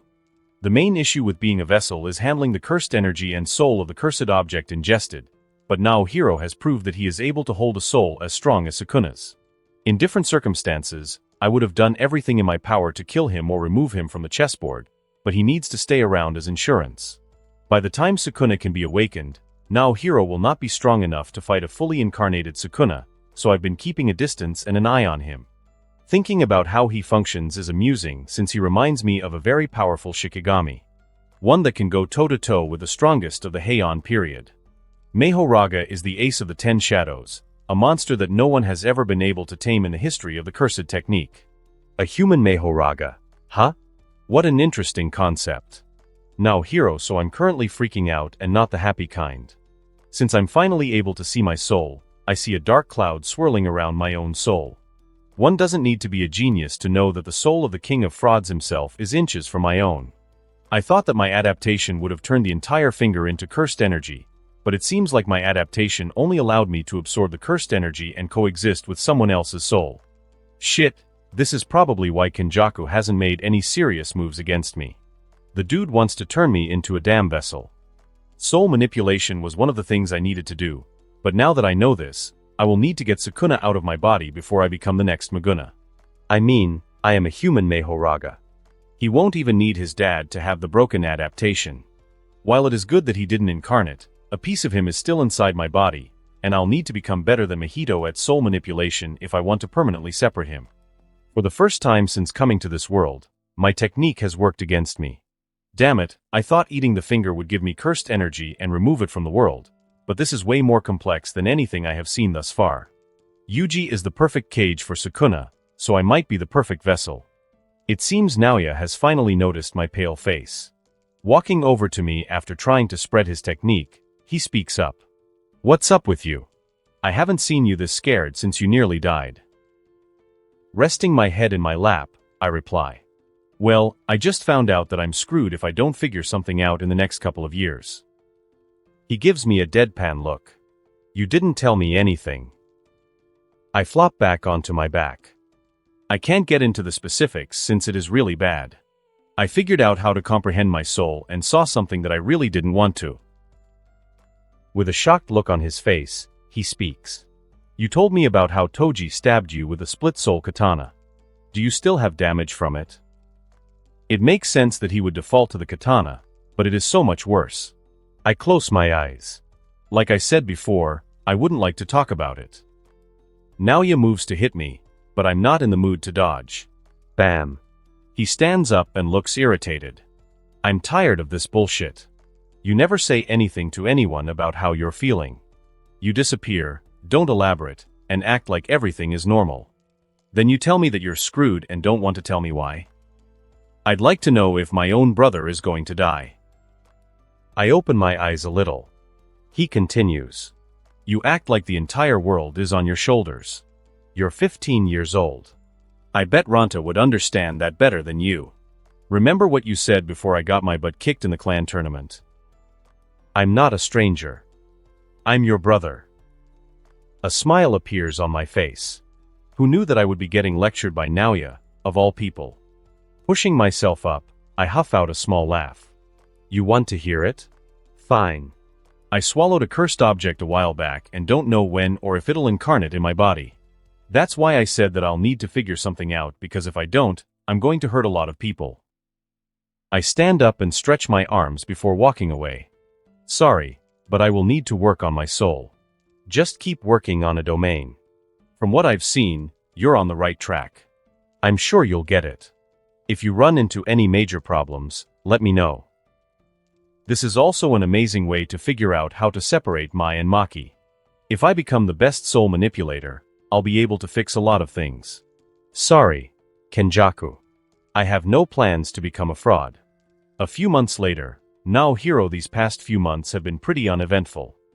I've been able to touch my soul but haven't been able to manipulate it. While practicing, the last thing I wanted to do was touch Sukuna's soul, so I made sure I touched only the parts of my own soul. Sukuna has made it very clear that he doesn't like people touching his soul. If there is a chance of him waking up, I need to avoid it as much as possible. However, if there is a chance of me yoinking his technique or using it as a model, I could do the strong cleave. Talk about ignoring durability. It one-shots everything. Twin meteors, boom, everyone dies. I chuckle as I imagine giving Sukuna the Gojo treatment. Suk/Una.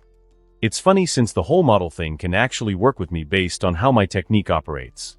Removing Sukuna is going to be complicated. While it is a huge negative to have his soul inside me, I can also use him since the body and soul are directly connected, making his information available if I'm able to access it. I was thinking about using the soul split katana, but I'd rather not stab myself, inflicting soul damage. Even while adapted, being stabbed never feels nice, especially when it hits your soul. I don't blame Sukuna, it sucks having your soul touched. Smiling, I readjust the clothed sword on my back. Taking a note out of Yuta's book, I decided to start carrying it around since the offensive option of soul damage is a perfect replacement until I can comprehend the true nature of my soul. These coming months are going to be interesting. I'm now in my second year, meaning that the Star Plasma Vessel event will occur.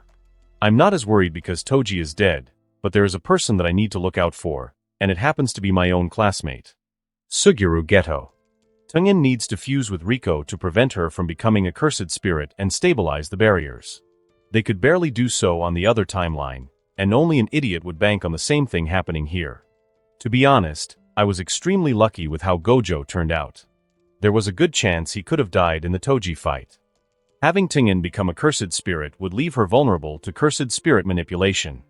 Even if Kenjaku doesn't gun for Geto's body, who knows what he will do if Geto goes on a dark path.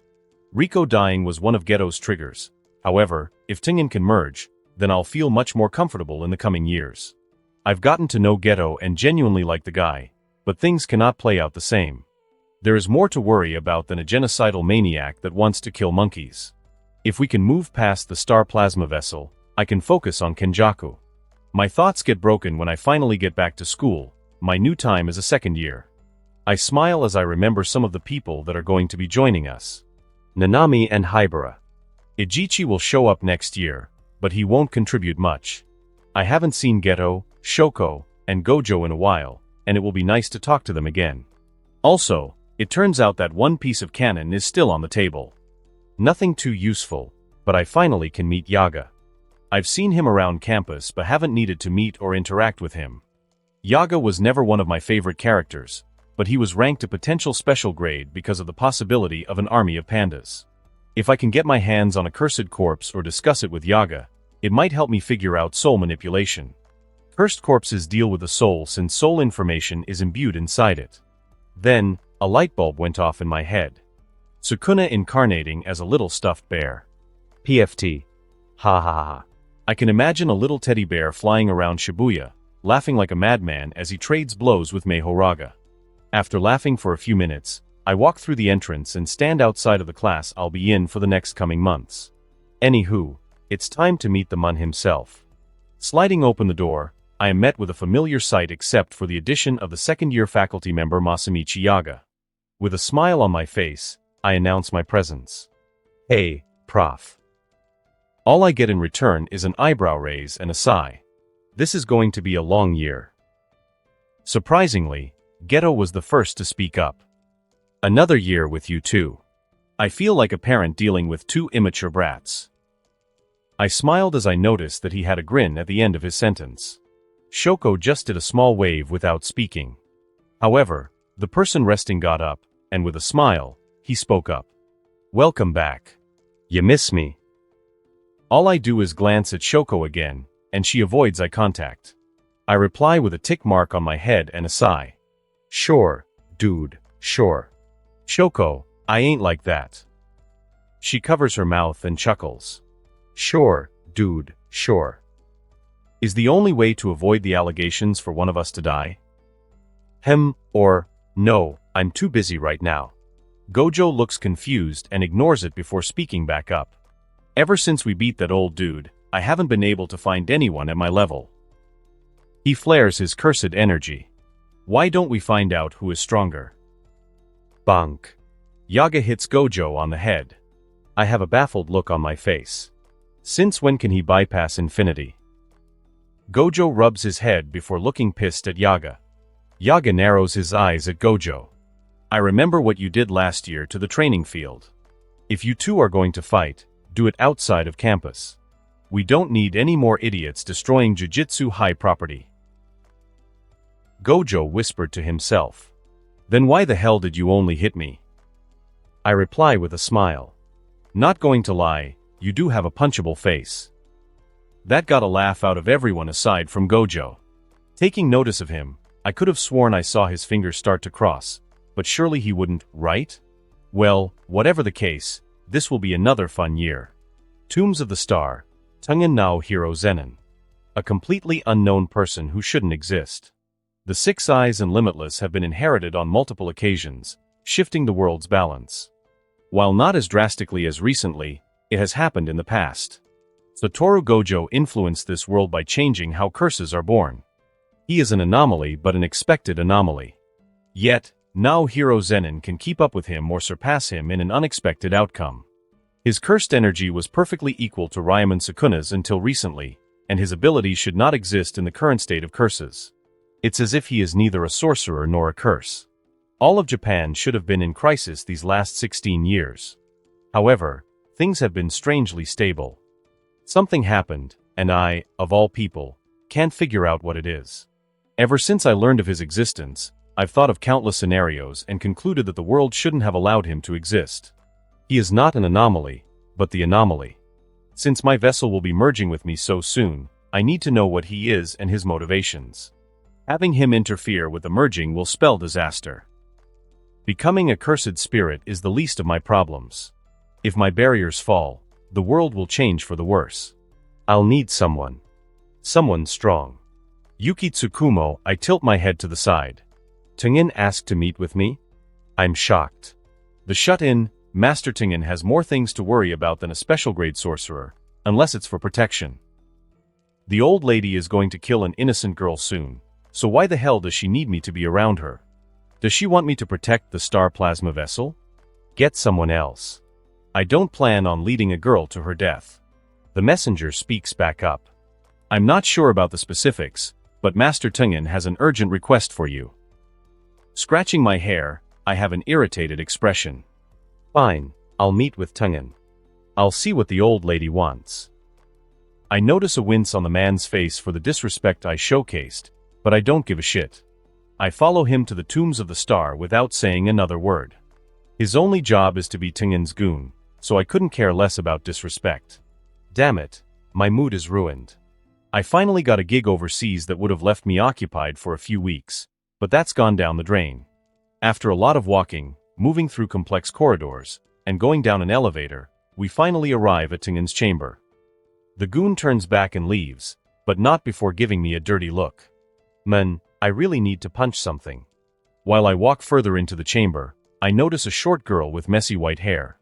Stopping in my tracks, they speak up. So you've arrived. Rolling my eyes, I sarcastically reply. Of course, Master Tengen. I wouldn't dare miss such an important event. Ignoring my comments, they wave me over. Making my way towards her, she speaks up. I'm going to be transparent with you. I'll need your protection while I converse with someone. I look baffled. Why are you inviting someone who is a danger to you into the tombs of the star? Who the hell is it? She crosses her arms in her sleeves. I'm sure you've heard of Naohiro Zenin, correct? I look even more baffled. Ha! Are you asking me to protect you from him? What is so dangerous about him that you need me here? Tengen narrows her eyes. Everything. Tengen is serious. Finally, I dropped my attitude and spoke to her seriously. What is it about him that makes him different from, say, Satoru Gojo? They are both extraordinary geniuses. From what I've seen, he doesn't harbor any ill intentions against Jujutsu society. She closed her eyes. I'll be honest with you, he shouldn't exist. My eyes widen. Now Hiro lying back on the desk behind me, I get something thrown at me before I catch it. Yaga speaks to me. I'm not sure why, but Master Tengen has summoned you. Looking at the invitation in my hands, I can't help but have my eyes widen as I realize that the granny herself wants to talk to me. Shit, she probably knows something is up with me. There is no way someone like Tengen hasn't had their suspicions of me.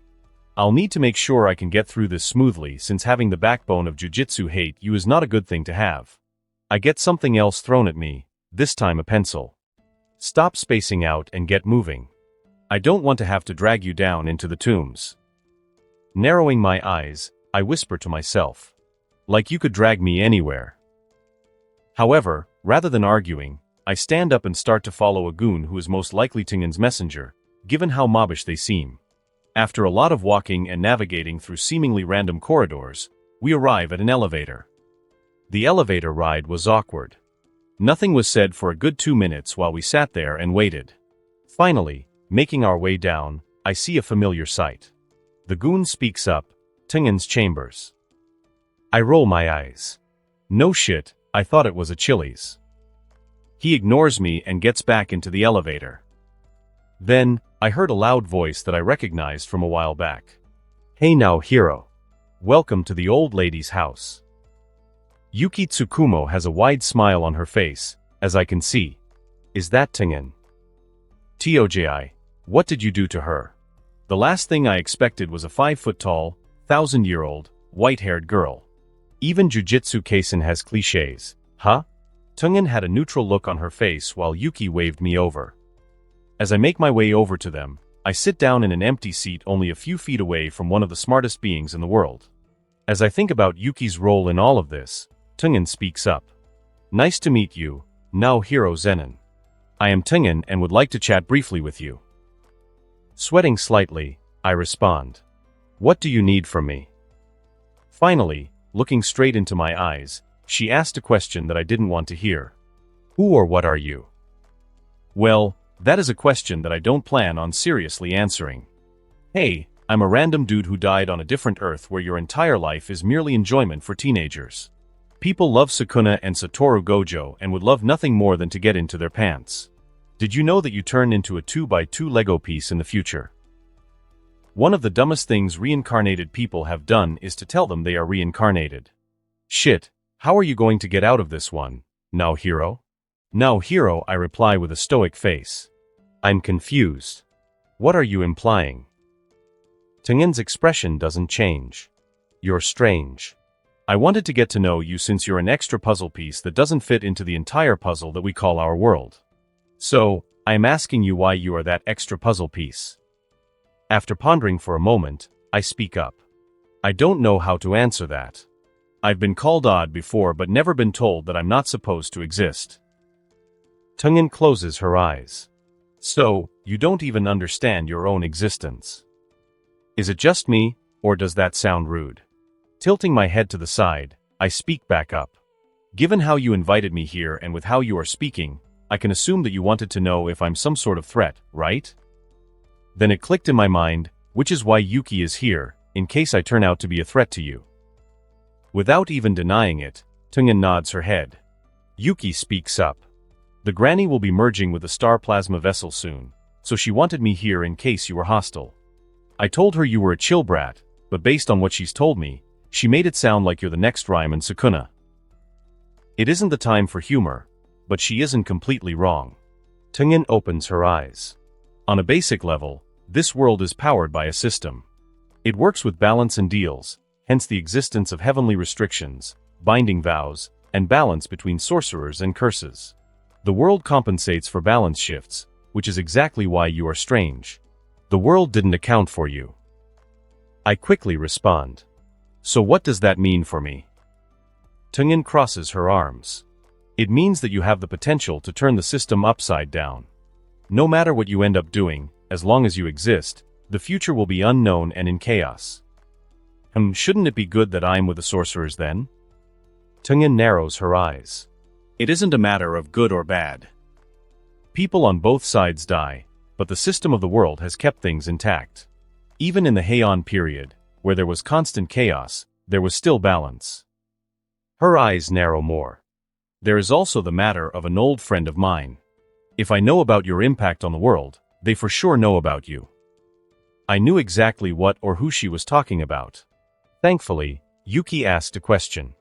Who are you talking about? Tengen spoke up. I had a friend named Kenjaku a long time ago. He has no problem dealing with things using force. He hasn't shown himself in a few hundred years, but I'm positive that he is still alive. She sighs before continuing. With how he functions, he will come after you and use you as a tool for his plans.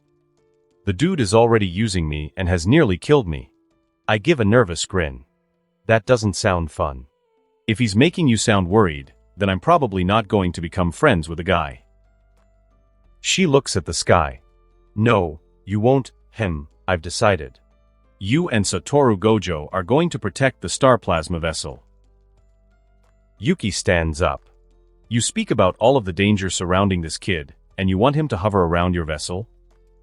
Oh no, have you gone senile? Do I get to choose in this circumstance? She responds with a neutral expression. Even with his situation, it doesn't change the fact that aside from you and Gojo Satoru, no one is strong enough to get past him. I've already heard that you disagree with the concept of a vessel. Also, if Kenjaku wants to make a move against the vessel, having Nao Hero there will allow for more security. Yuki asked, what about replacing him with Suguru Geto? He is also among the strongest sorcerers, even in his second year. Tengen ponders for a moment before I speak up. Sure, I'll do it. Geto cannot get attached to Riko if we want him to avoid monkey genocide, but I'll also need to make sure that Kenjaku won't get his hands on his body. Yuki looks a little irritated but keeps quiet after Tungen starts to speak. Very well, in 2 weeks' time, the new star plasma vessel will assimilate with me. Her name is Riko Amanai, and she attends Renchoku Girls Junior High. Your job will be to follow her last requests while bringing her towards Jujutsu High. It's the least we can do for the girl. I nod my head. I'll relay the information to Satoru and get Yaga to explain the specifics to us. Tungen returns my nod. Good, I shall await your results then. With that, Yuki and I walk out together. Getting on the elevator, Yuki decides to break the silence. You aren't pissed at me? My head tilts in confusion. Why would I be pissed at you? Yuki closed her eyes. Because she would have asked me to kill you if she deemed you too much of a threat. I sighed. I figured as much. It was fairly obvious when she didn't deny that you were here to protect her. She crossed her arms and leaned back against the elevator wall. Ugh. Trust me, the last thing I want to do is fight a freak like you, but this shit is serious, and she really sold me on the whole threat thing. Look, I know you're a nice kid, but Jujutsu society is in a pickle. Personal feelings often come last when going through missions. I chuckle a little. Yeah, I've had that figured out since I learned about it. After that, a wide smile appears on her face. Now that we finally get a chance to talk, I can have you answer my question. What's your type? After pondering for a moment, I respond, I am a man of very many interests. I'm not sure how I should answer that. What is your type? She huffs with a smile. My type is a hardworking, tough guy who isn't afraid to get his hands dirty. I smiled at her. I'm curious, how often have you heard you're my type? She grins. Surprisingly little. Most are scared that I'll punch their head off if they try to say it, but it isn't a bad type to have. After thinking a little more, I tell her my type. As I said, I'm a man of many interests. Quiet, loud, tall, short, reserved, or outspoken. It doesn't matter much to me. If I like her, I like her. No specific selling points needed. She raises an eyebrow. That it? I turn my gaze. Nice boobs aren't bad. She laughs before wiping away a tear. Ha ha ha, honest guys aren't bad either. We chatted for the rest of the time until we returned to the main campus. Yutaheim, ugh, a first mission, and it's a pain in the butt. Mei, does this hallway even end? Mei is a grade 1 scammer who cares about nothing other than money. It just so happens that she was the one assigned for my first official mission as a grade 2 sorcerer. Ignoring my worries, all she does is look at her watch. With how long we've been here, I say we have moved between 12 and 15k. A tick mark appears on my forehead. Do you calculate everything in how much money you make? If you haven't noticed, we're stuck here. With a small smile, she replies, Now, don't worry. The cursed spirit overlaps space on itself, giving the illusion of infinite space. I send her a side glance. So you can be helpful. Rather than seeming offended, her smile rises. These are tricky, but since the walls are impenetrable, we should split up to become unpredictable so the spirit can't keep up the barrier. The area around us becomes unstable before we start to see sand. The walls start to dissolve, however, I notice something wrong. My cursed energy. It's gone. Looking over to Mei, she has a rare expression of surprise before the walls break, and we can see many people. Covering my eyes from the light, I see a smile, one that I hated. Gojo. You scared the hell out of me. Even Mei nearly had a heart attack. He started to look offended before returning to his shit-eating grin. Why are you getting mad at me? I would never use a domain expansion on a professional sorcerer and a crybaby. Then I turn around and see another familiar face with a tired expression. Now, hero, did you really have to exorcise the curse? You know, a powerful curse could have helped me out. After that, the man in question only has a smile with his hands together. I haven't used it in so long, but I finally got the chance. I'm not just going to let this opportunity slide by. Since you both forgot a curtain, I did the courtesies so the old man wouldn't get pissed. I feel like I earned this one. Is there anyone here that isn't annoying? Shoko. My face lights up as I run up and hug Shoko. Shoko.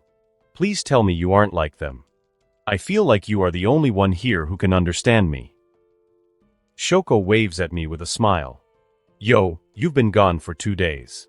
We got worried for you, so we were sent out here. Don't worry, I'm the normal one in this group of idiots. Mei speaks up. 2 days. Huh? I better add that to the bill. I glance at Mei, and then it clicks with me. 2 days. We were in there for 30 minutes. Gojo spoke up. Curses that distort time aren't common, but it is possible. I'm surprised since Mei was here with you. Mei huffed out air with a small smile. Well, I have to make a living somehow. Your living is extortion. A grade 1 sorcerer doesn't need to extort people. Now Hiro walks over and speaks. So you're Mei? I've heard about you. She keeps her smile. What have you heard? He smirked. That you are one of the worst people to work with since you charge an absurd amount and that you're a grade 1.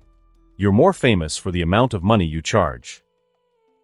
Mei crosses her arms. Well, I expect to get paid for my work. Nodding, he replies before reaching his hand out. I respect that. Now Hiro Zenin, 2nd year. She looks a little shocked for some reason but accepts the handshake. That domain of yours gave me quite the scare there. I thought that we were going to be stuck in there for a while after I lost my cursed energy. I don't say this often, but thanks. My mouth dropped. You can thank people. She raised an eyebrow but kept the smirk. What kind of person do you take me for? I'm not an ungrateful, money-hungry scammer or anything. Violence is never my go-to, but some people deserve a punch to the face.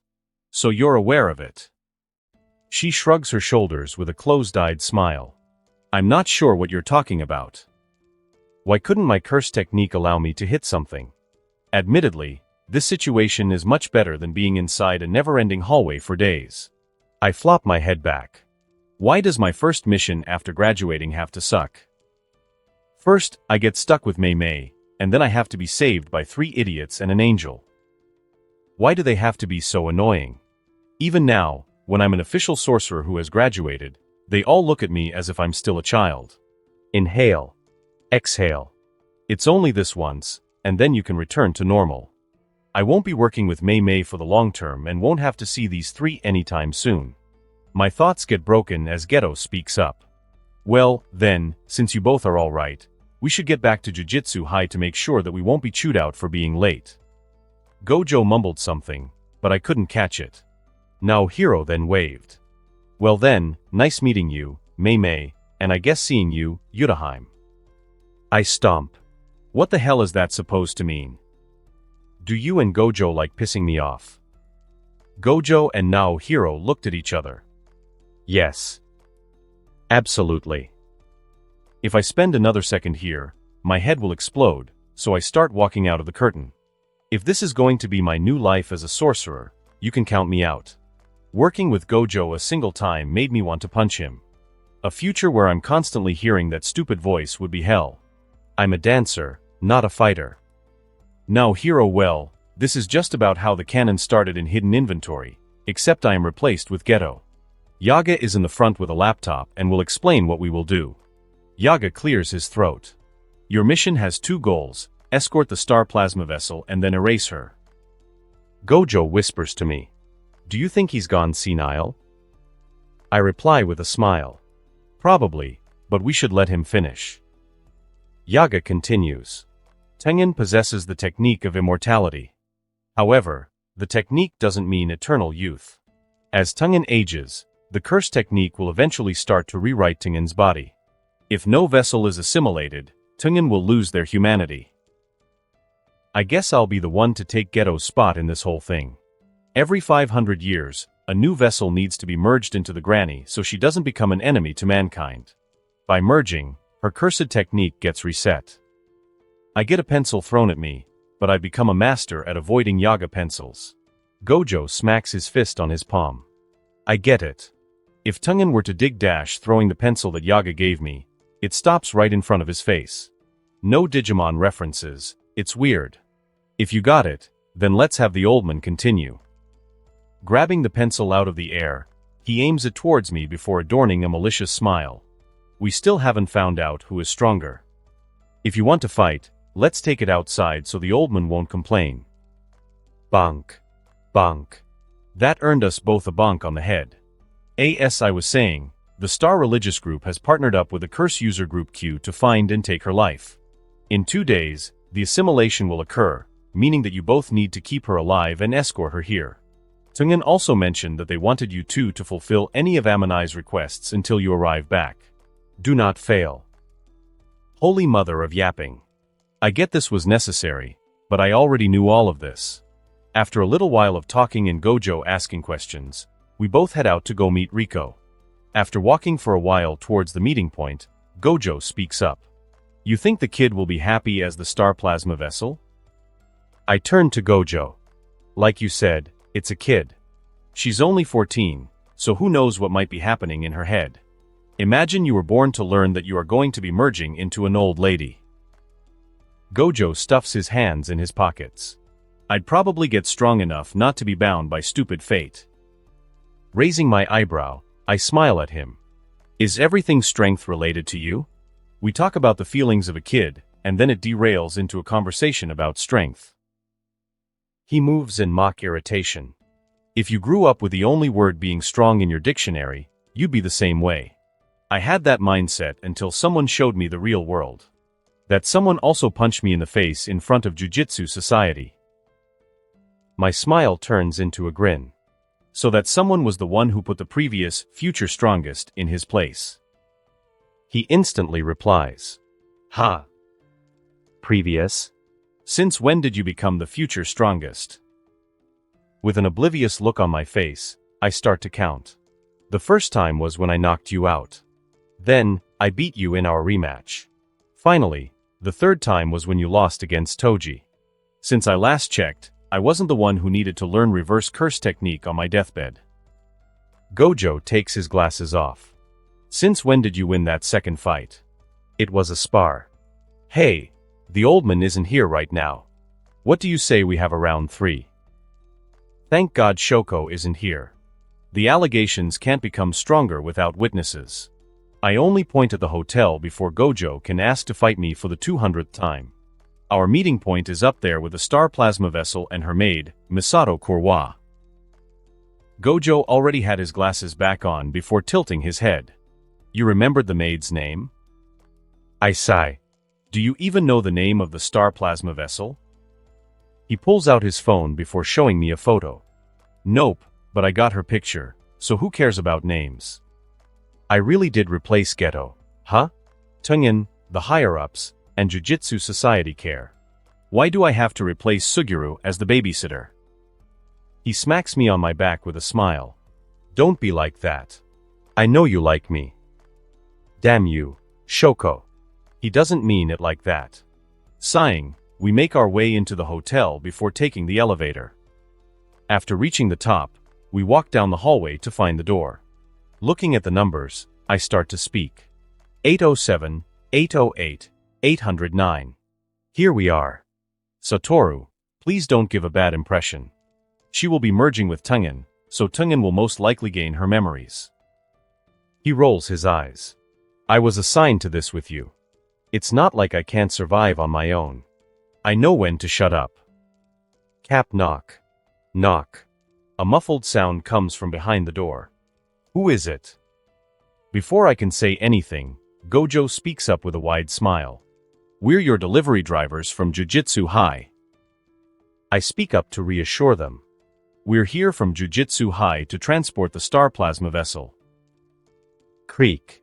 The door opens slightly, and we see a brunette head poke outside with narrowed eyes. I tilt my head to get a better look at her. You must be Misato Kurwa, Riko's caretaker? I'm now Hiro Zenin. Sorry, my friend here, Satoru, is an idiot, so don't mind him. Instead of sounding mad, he waves with a smile. Yo. Without saying a word, Kurwa nods her head and opens the door. We see a young girl lying on a bed with an absent-minded look on her face. Kurwa introduces us. These are our assigned escorts from Jujutsu High, Satoru Gojo and now Hiro Zenin. They Please pay attention. Gojo opens his mouth. So you're Rika, Ricky, or Riku? What was it again? The girl in question had a tick mark on her head and then decided to jump up. It's Riko. Show some respect, for I am Tungen, and Tungen is me. Gojo covers his mouth and laughs. Why would I show respect to a brat like you? Riko got up and ran over to Gojo to smack him, but her hand stopped inches from his face. He just taunted her. Think you can hit me? You'll need to have a count dash BM. I punched Gojo. Sorry about that, Riko. I've already told him to act professional, but he doesn't like to shut his mouth. Riko slowly turns to Kurwa with an annoyed expression. Are these the sorcerers that you told me about? Kurwa sighs in response. This is going to be a long mission. No, Hero Riko only shook her head. Anyways, I have school and don't want to be late. You guys were way too slow getting here. Gojo spoke up. Huh? You're the star plasma vessel, and people are coming after your life, and you want to go to school. She stomped. Of course I do. I want to talk to my friends before leaving. I smile. You have friends. Riko pointed at me. I'll let you know that I am extremely popular at my school. Thank you very much. Why is she so loud? Thankfully, the vessel's location hasn't been leaked, so Q and the Star Religious Group are actively searching. Rubbing my forehead, I speak. Q is searching for you, and what better place to find you than at your school? Can we do something else? I would respect the last wishes in different circumstances, but this isn't a joke. Even if she is a middle schooler, the assimilation needs to occur. Hell, I even killed Toji. I'm not wasting this. Riko becomes even louder. And no, I'm going to school. Would it be ethically wrong to punch a child in this scenario? I scratch my hair. Ugh. Fine, but I'm staying close by. I'm not asking. You're too important. Gojo spoke up and pointed at himself. What about me? I'm still here. I raise an eyebrow. Since I'll be looking after Riko, you can ensure that Q doesn't get close by monitoring the surroundings. Kurwa, do what you can. Gojo smiled. You really like ordering people around, huh? Narrowing my eyes, I speak up. First off, you asked me. Second, sorry, Satoru, this isn't the time to mess around. This only happens every 500 years, so we can't mess this up. It doesn't matter if we're the strongest if they get their hands on Riko. I noticed that Kurwa was glaring at me. Most likely because of my choice of words. Gojo leans back in his chair. Fine, I got it. After Gojo finishes his sentence, Riko speaks up. Just don't let people see you. You're going to embarrass me. I lean forward. Alright, I'll stay close but will not show myself to your friends. If something happens, we will bail, and there will be no complaints. Capiche? She looks irritated. Gore, fine. After our discussion, Kurwa ended up taking her to school. Since I would be her bodyguard for the time being, I'd be able to track her using her cursed energy. Gojo and I split up so Gojo could keep an eye out for any suspicious individuals who might want to infiltrate the school to find and kill Riko. Currently, I am on top of the school, hidden from view but close enough to detect any problem. Boom. I get a call from Gojo. Heyman, suspicious activity spotted. Inhale. Exhale. No shit. Hanging up, I bust the ceiling open right above Riko. Before anyone can say anything, I grab Riko and carry her like luggage. Riko starts screaming and kicking. What the hell are you doing?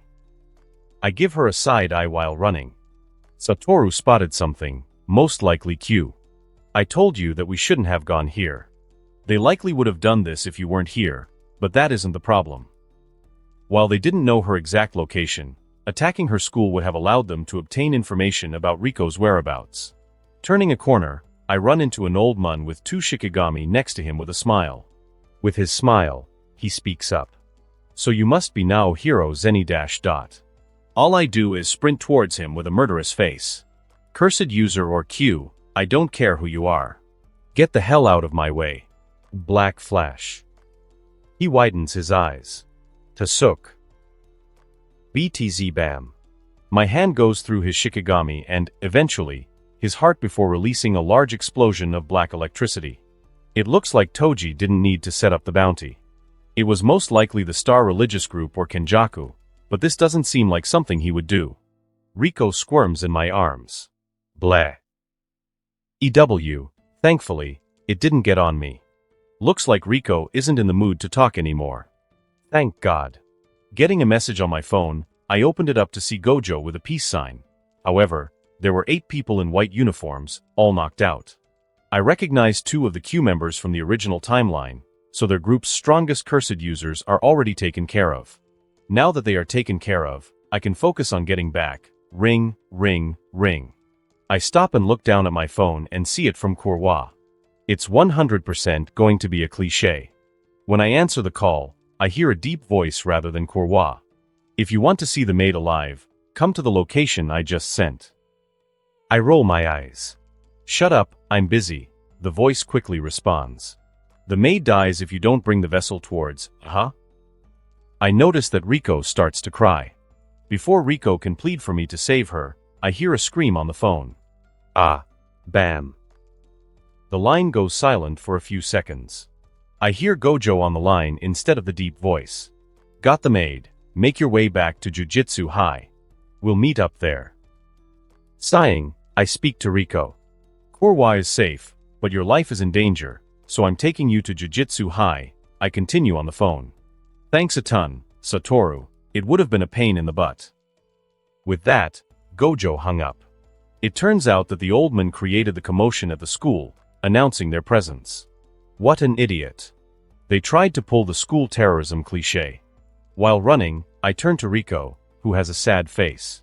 Look, I'm sorry it had to turn out like this, but Japan and the world rely on you.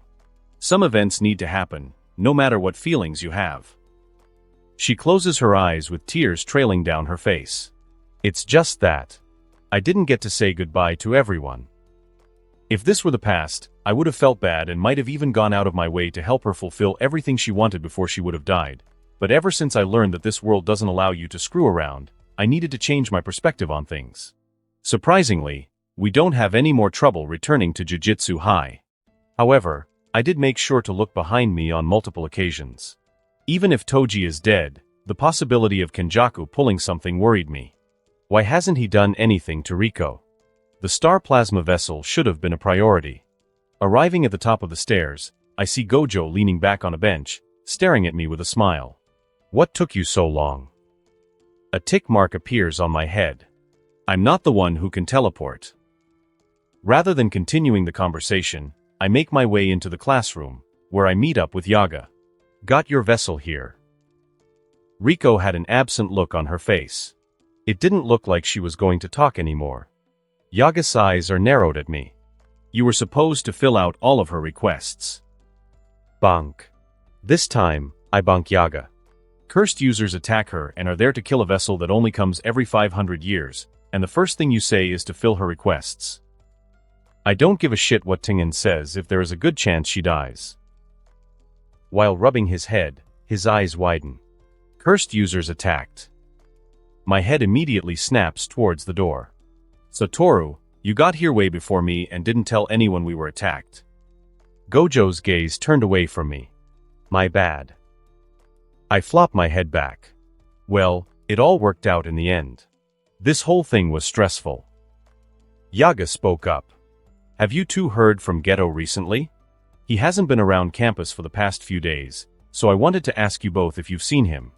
Given the star plasma vessel situation, I assumed he would have joined you.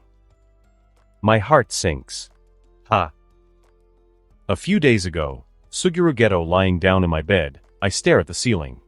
I didn't know what I expected when I heard that Satoru and Naohiro would protect the star plasma vessel. Since they both have interesting personalities, I assumed that I would be the one to go instead of one of them. Am I disappointed that I wasn't chosen? No. I have just felt left out recently. Even with my cursed technique being strong, I haven't been able to keep up with the two of them. Even if I'm supposed to be one of the future special grades, I feel weak when comparing myself to them. Shoko also doesn't keep up with them, but she plays a different role. While she doesn't have a cursed technique, she was born with a natural talent for reverse curse technique, making her extremely useful with healing. I can't help but smile. It was funny. Satoru and Naohiro shifted the world's balance, strengthening cursed spirits. It's ironic that I am considered strong when my technique mostly relies on the cursed spirits I consume. My body is trained, and I've learned how to utilize cursed spirits in battle, but the main point is that they wouldn't be nearly as effective without those two. I've tried lecturing Satoru on the existence of Jujutsu, but I learned something. Only the strong get the chance to force their beliefs on people. If we don't use Jujutsu for non-Jujutsu users, what is the point of it existing? We are given this strength to protect the common people from our evil world. Every once in a while, I like to sit down and think about irrelevant things like this. It makes me seem like a depressed preteen, but it helps me sort through my thoughts. Knock. Knock. Who could it be? Getting up, I walk to my door. I grab the door handle and push it open. I smile. Hi, Sensei, what can I do for you at this hour? Sensei looks irritated. Am I the new mission delivery service? Anyways, the higher-ups have assigned you a mission. I tilt my head to the side before narrowing my eyes. Why now? Shouldn't they be worrying about the star plasma vessel? Also, it is pretty late. Is it important enough to head out immediately? He pondered for a moment. I've learned not to question those geezers. Most of their decisions are confusing. Gojo and Zenin have already left for their mission, so I guess that they wanted me to deliver the news to you. Rubbing my forehead, I sigh. Alright, what do they need me to do? All he does is hand me a sheet of paper. The specifics are on there, but a grade 1 curse needs to be exorcised. It is a vengeful spirit, so I'm guessing that they want it taken care of to avoid the possibility of it becoming a special grade. A wide smile appears on my face. Sensei cringes. Ew, stop it. That face doesn't fit on you. I grab my face before turning it back to normal. Sorry, I can't help but be excited to add a grade 1 to my arsenal. He only raises an eyebrow. Yeah, whatever. Just return quickly if something goes wrong with the star plasma vessel. My eyebrow raised. You think those two are going to mess it up? I received a deadpan stare. Yeah, right. I'll be back soon. Sensei nods his head before grunting. Humph. When I become principal, I will assign someone else to the delivery service. Do they really have no one else? I give him a closed-eye smile. Thanks a lot, Sensei. I really appreciate you going out of your way to assign me a mission. He narrows his eyes. I'm unsure if you're mocking me or genuinely thankful. Ah, that's right. Satoru. He crosses his arms. Satoru. It seems like we both had an understanding with one another. The mission was labeled as urgent, which meant I needed to remove it as soon as possible. It was tiring when I got to the abandoned building at 1 a.m. As much as I preach about Jujutsu Society, it can suck sometimes. I'm starting to understand what Yutaheim was going through. Now then. A black mist appears behind me, and 2 cursed spirits come out. Search the building and notify me immediately if you encounter anything abnormal. Since I wanted to ensure this went smoothly, I sent the Rainbow Dragon because he has the strongest hideout of my cursed spirits and a small grade 3 curse to do scouting. I wait outside for a minute before I get feedback. Running into the building, I went up the stairs and entered the room my grade 3 curse notified me of. When I entered the room, the last thing I expected was a person instead of a curse. It was a woman with white hair and a red streak. Then it clicked with me. Oh, you're Nishida from Kyoto, correct? Were you sent here to exorcise the curse? Instead of replying to me, she spoke while looking at the corner of the room. This is a pain in the butt. Why bother with this kid? Shouldn't the girl be on our list? I was initially confused but was startled when I saw a woman with black hair and a scar that looked like it had been poorly stitched together. I'm not sure why, but I started to get a bad feeling. I knew who Nishida was. Was this woman her assigned grade 1 sorcerer? The woman smiled as she waved at me. Hello, my name is Kaori. We're going to get to know each other very well. Something is wrong. I call back my Rainbow Dragon. Boom. He comes crashing through the wall before getting between me and the two of them. My eyes narrow. What are you doing here, Kaori? I've never heard of you before. Ignoring me, she looked at Nishida and said, Yuram, can you take care of it? I don't want to mess up my body too much. Yuram. Nishida narrowed her eyes. So that's why I'm here. You didn't want to go overboard, so you used my technique. Summoning cursed spirits, I send them to attack. We can talk about this later. I need to figure out what is happening, so I'll restrain them for now.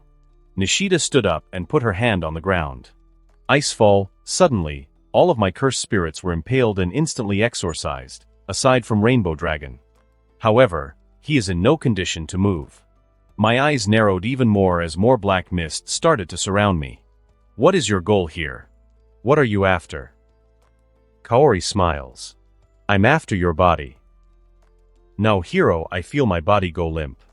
However, Riko stood up on her own when I let her go. Geto is dead, and Kenjaku has cursed spirit manipulation. He used this event to distract me and Gojo. The people around me look confused momentarily before I speak up with a serious face that I haven't had since coming here. Satoru, take Riko to Tengen now. I have some business to deal with. Now that Kenjaku is most likely in Geto's body, I can track him due to his cursed energy. What I feared came true. Yuram is right next to Geto, and if he left 2 days ago, he is dead. He wasn't strong enough. I pull myself together. There's no use complaining about what I could and couldn't have done. Whining and complaining isn't how I got this far. Now that he has cursed spirit manipulation, the chance of the culling game starting early is very high. In the original timeline, he most likely had a plan in case he didn't get Mahito, so I need to take care of him now. Yaga went for a bonk, but I caught his hand. Gojo raised an eyebrow. What the hell has gotten you so riled up? Taking a deep breath, I speak up. My curse technique allows me to track people.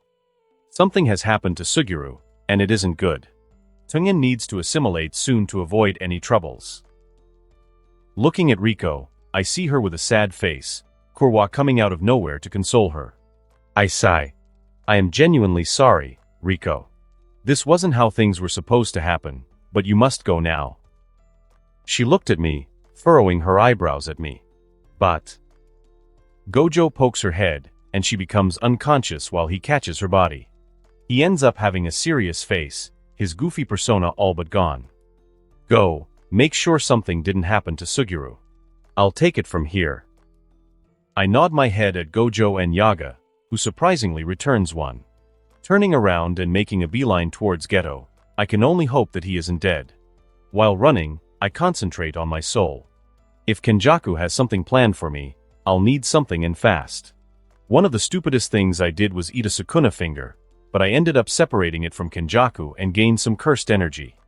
However, another main benefit was that I have been able to better control my soul and gain the ability to strengthen it from outside forces. This means that I can touch souls whenever I want to. I have been worried about waking Sukuna up by touching his soul, but regardless, he wouldn't be able to incarnate in me due to my incompatibility as a vessel. My adaptation gave me the ability to coexist with another soul, not to be a compatible vessel. If he were to awaken in my body, I would be the ultimate cage for Sukuna. So, let's do something even dumber than eating his finger. As soon as I learned about him in my body, I focused on my soul non-stop, even while bullying, talking to Yutaheim. I start to sweat and close my eyes. Instead of avoiding the red fragmented crystal, I move my hands towards it. My eyes snap open. Might as well rip the band-aid off. Inhale. Exhale.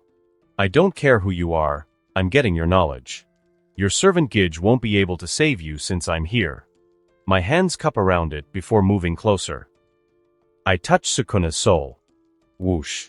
Everything goes red before I see that I'm standing inside of a red pool with bones all around me. So, this is Sukuna's inner domain. It looked the same when Mahito touched it. I hear a voice to my left. Who are you? I look up to see a four-armed, four-eyed man with tattoo markings all over his body. Gulp. Hell nah. I smirk nervously. Yo, I'm now Hero Zenin. You see, I came here to borrow something. He rested his chin on one of his arms and narrowed his eyes. Give me one reason why I shouldn't gut you like a fish. Think, think, think, think. He continues. Normally, you would already be dead. However, these are interesting circumstances. The last thing I expected was to wake up with someone touching my soul. I would have been delighted to awaken, but you are an annoyance. Did Kenjaku make my vessel a brat like you? Clink. If I can keep him occupied, I can adapt to Sukuna's soul rather than its presence and do whatever I want with it. Since my adaptation is Mahoraga's and not part of my cursed technique, he shouldn't be able to detect it. The soul and the body are connected, so as long as I can keep the connection between us separate with adaptation, he won't be able to interact with the real world until Yuji consumes his fingers. On to the main reason I came here. Ever since I got here, I have started to feel knowledge entering my head. It's time to pull a Miguel and stall. I kept my smirk. I just came to say hi to the King of Curses. Yuram says hello.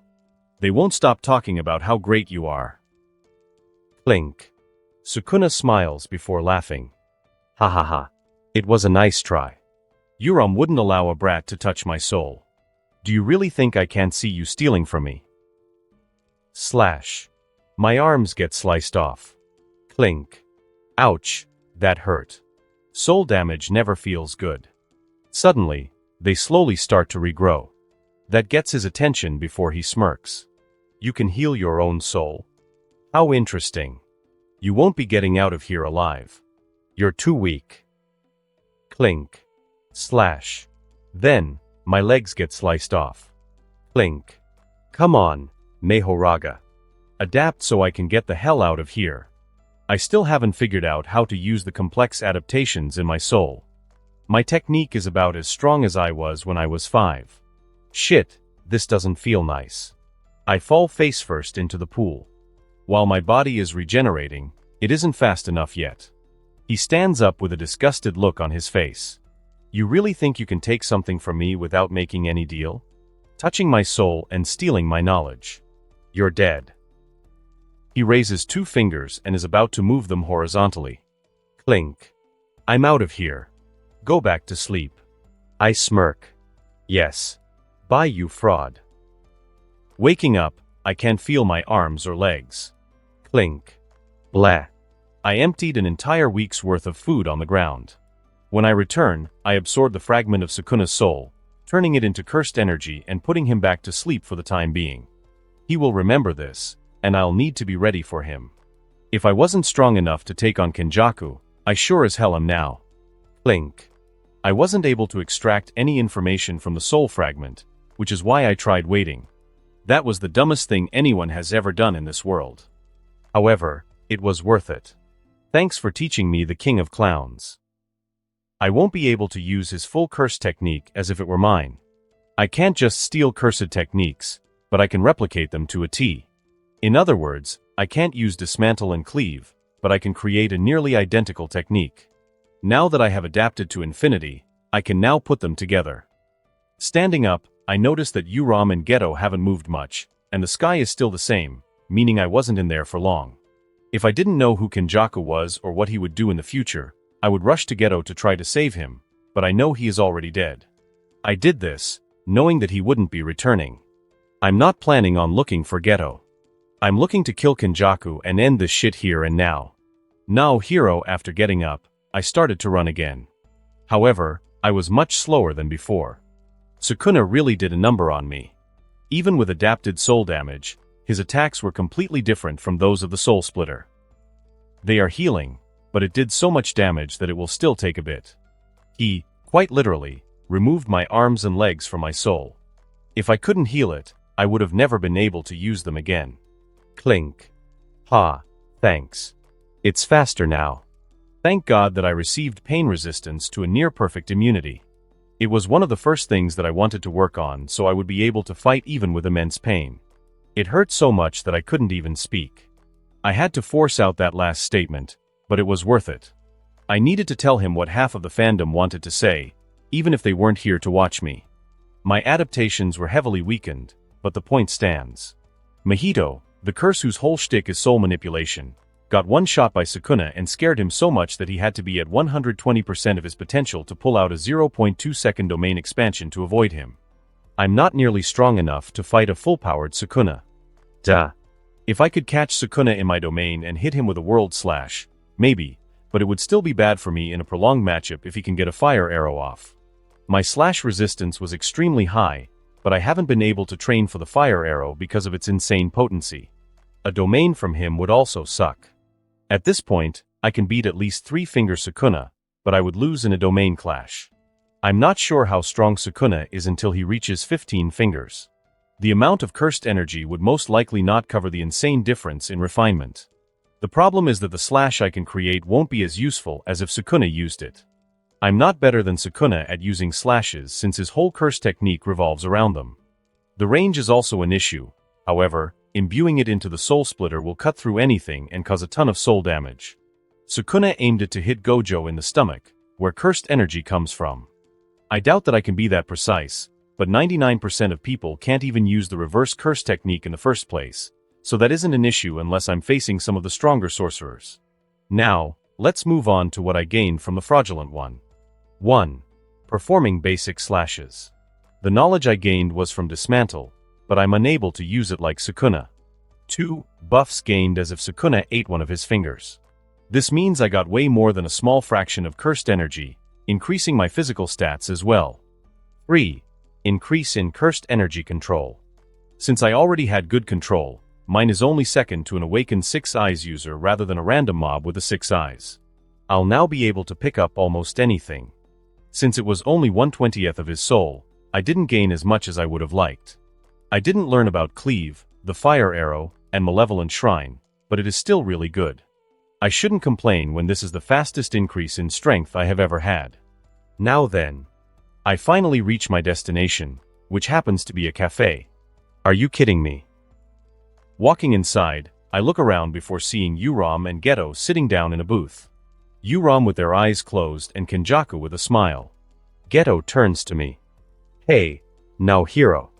I ran into Nishida, and she suggested we sit down and catch up. I make my way towards the booth before staring at them both. After a few seconds, I sit down next to Yuram, who looks disgusted but doesn't make a move. With my neutral face, I speak up. Where have you been? It's been 2 days, and nobody has heard anything from you. He widens his eyes. 2 days? I was assigned to fight a grade 1 curse. No way. It's just like that time when we went to save Yutaheim. My hair covers my eyes. This sucks. Kenjaku tilts his head to the side. I narrow my eyes. Cut the shit. Even if your cursed energy is Geto's, I couldn't forget you. You have the same cursed energy as the woman from 4 years ago, but it's separate from Suguru. Turning to Yuram, I speak up. I know Noritoshi Kumo. So Nishida, care to tell me who you are too? I'm assuming whoever this is across from me put you up to kill me. Kenjaku speaks with a deranged smile instead of Yuram. You're just as fascinating as you were 4 years ago. I'm glad to see you grow so much. Tell me, do you know why you are currently alive? I keep a neutral face. No. Ever since I ate Sukuna's finger, I assumed that you would be trying to kill me based on your reaction and desire to keep it, but you haven't made a move after all these years. Yuram touches my thigh, and it starts to freeze quickly. However, I use Snatch to cut off their Ice Curse technique. Turning to Yuram, I give them a smirk. Did eating Sukuna hit a nerve? Veins started popping out of Yuram's face before whispering. When he returns, you'll be the first one he kills. Kenjaku narrowed his eyes, and I smiled. You're planning on reviving Sukuna? I could tell. Kenjaku wasn't happy. Yuram, get out. Yuram stares at me with hatred as I move out of the way so they can leave, but making sure that they don't go anywhere. I rest my hand on my chin. Yuram, huh? I have my own question for you. Do you think I will allow you to leave here alive? I'm no saint, nor am I evil. Based on your actions, you might have assumed that I wouldn't kill you because there are people around. However, you aren't an idiot, so you probably have something else in mind if it didn't work out. While I really hate dragging other people into my business, you're too deadly. Kenjaku gives me a closed-eye smile. You know, you are the most unpredictable variable, yet important. You aren't supposed to exist. My eyebrow raises. Tengen said the exact same thing. She also said that she had a friend who would be coming after me. So, Noritoshi Kamo, do you happen to be this Kenjaku that Tengen talked about? He pondered for a moment. That is one of my names, but I've had many. It's interesting. You remind me of someone, or something I encountered long ago. A truly horrifying creature that would kill all but the peak of sorcery. I drop my facade and stand up before raising my hands and raising my cursed energy. However, Kenjaku does something that I couldn't even imagine. He unwraps a cloth. Is that Sukuna's fingers? Now Hiro Sukuna's fingers. My eyes widen before I bring my hands together. Domain expansion, cycle of samsara. I'm not interested in your sales pitch. I'll kill you and take the fingers. Since my domain isn't lethal or damaging, the surrounding people won't be hurt, but the instant removal of cursed energy will make them unconscious. I also caught Uram in it since they hadn't left my range. Ever since I knew I was going to fight refined domains, I wanted to remove that aspect from the equation. So, what better way to do that than to take inspiration from the two people who pulled off something crazy? A 0.2 second domain expansion. That is what I would say if I couldn't do it faster. Pulling off a 0.2 or lower would be extremely difficult, but manipulating my domain's properties is much easier because of my non-lethal sure hit and my control and potential have shot through the roof. The opening and closing of a barrier in a fraction of a second allows for the sure hit to activate. While not useful in a prolonged fight, removing cursed energy throws your entire body into whack. I'm positive that my refinement isn't as good as Kenjaku's, but if I can get my domain off earlier than him, I'll be good. My technique is Kenjaku's natural counter. His technique allows him to swap bodies and control them, so what would happen if he lost cursed energy for even a fraction of a second? Answer: he'll be helpless until he can regain control of his cursed energy. Not even mentioning that getting your cursed energy back and manipulating it quickly is nearly impossible for anyone without special traits like the Six Eyes or people built like Sukuna. As my domain opens and closes nearly instantly, Geto's body starts falling forward, as if the strings controlling it got cut. However, he is still smiling, and I hear him speak. Gate open. I know that incantation. Kenjaku wouldn't give me Sukuna's fingers after everything I've done. He's trying to seal me. I can't help but smile when I think of it. My adaptation isn't a part of my cursed technique, which means that if I can get sealed, I'll become immune to any form of sealing. The prison realm is the peak of sealing in this world, and I no longer have to look for it. Thanks, Kenjaku. Like I've heard before, my existence is a complete unknown. Even if I'm in this world, I don't follow its rules. While they are playing the little game of getting rid of a 16-year-old teenager, I'll go down swinging. Let's see how good my acting is. After running through my little inner monologue, I reach behind me and unravel the covered-up soul splitter before swinging it at Kenjaku and imbuing a technique into it, making it shine from cursed energy. Cursed technique amplification, maximum soul scythe. Let's see how my first offensive maximum technique works. I sense a noticeable dip in my cursed energy. Suddenly, I detect something aimed straight at my head, moving at a ridiculous speed. Putting my left hand to the side of me, I catch a red beam that cuts my hand a little before it ricochets onto the top of my right. Even with my burnt-out technique, it still wouldn't do much to my reinforced body, but that wasn't the issue. Piercing blood. It changed the direction of my swing towards his body instead of his head. Without stopping, I continue swinging the soul splitter. Slice. Boom. My blade cuts straight through Geto's upper body with no resistance and creates a massive slash behind him that goes through the building walls, making an explosion in the process. Damn, I didn't expect it to do that much after its first use. I even made sure to aim it so it wouldn't do a ton of damage to the surroundings. However, there was one problem. The soul slash sliced Geto's soul instead of Kenjaku's since the body and soul are one. Meaning. Whoosh. Geto's body explodes with 100 curses flying out. I'll need to take care of this before it can get out of hand, but I can't launch a domain now. If I get my domain off, I can kill the curses and keep Kenjaku occupied at the same time. I still haven't figured out the whole burnout timer thing quite yet, so this will hurt. Pop. Part of my brain gets destroyed before immediately using the reverse curse technique to heal it back. My nose starts to bleed, but I hear something amazing. Clink. Ha ha ha. No more burnout timer. While I was excited, I heard Kenjaku speak at the same time as I did. Domain expansion, womb perfusion. Domain expansion, cycle of samsara. Our domains clash. A problem with the adaptation is that while I can ignore the effects of his sure hit, my domain is part of my cursed technique.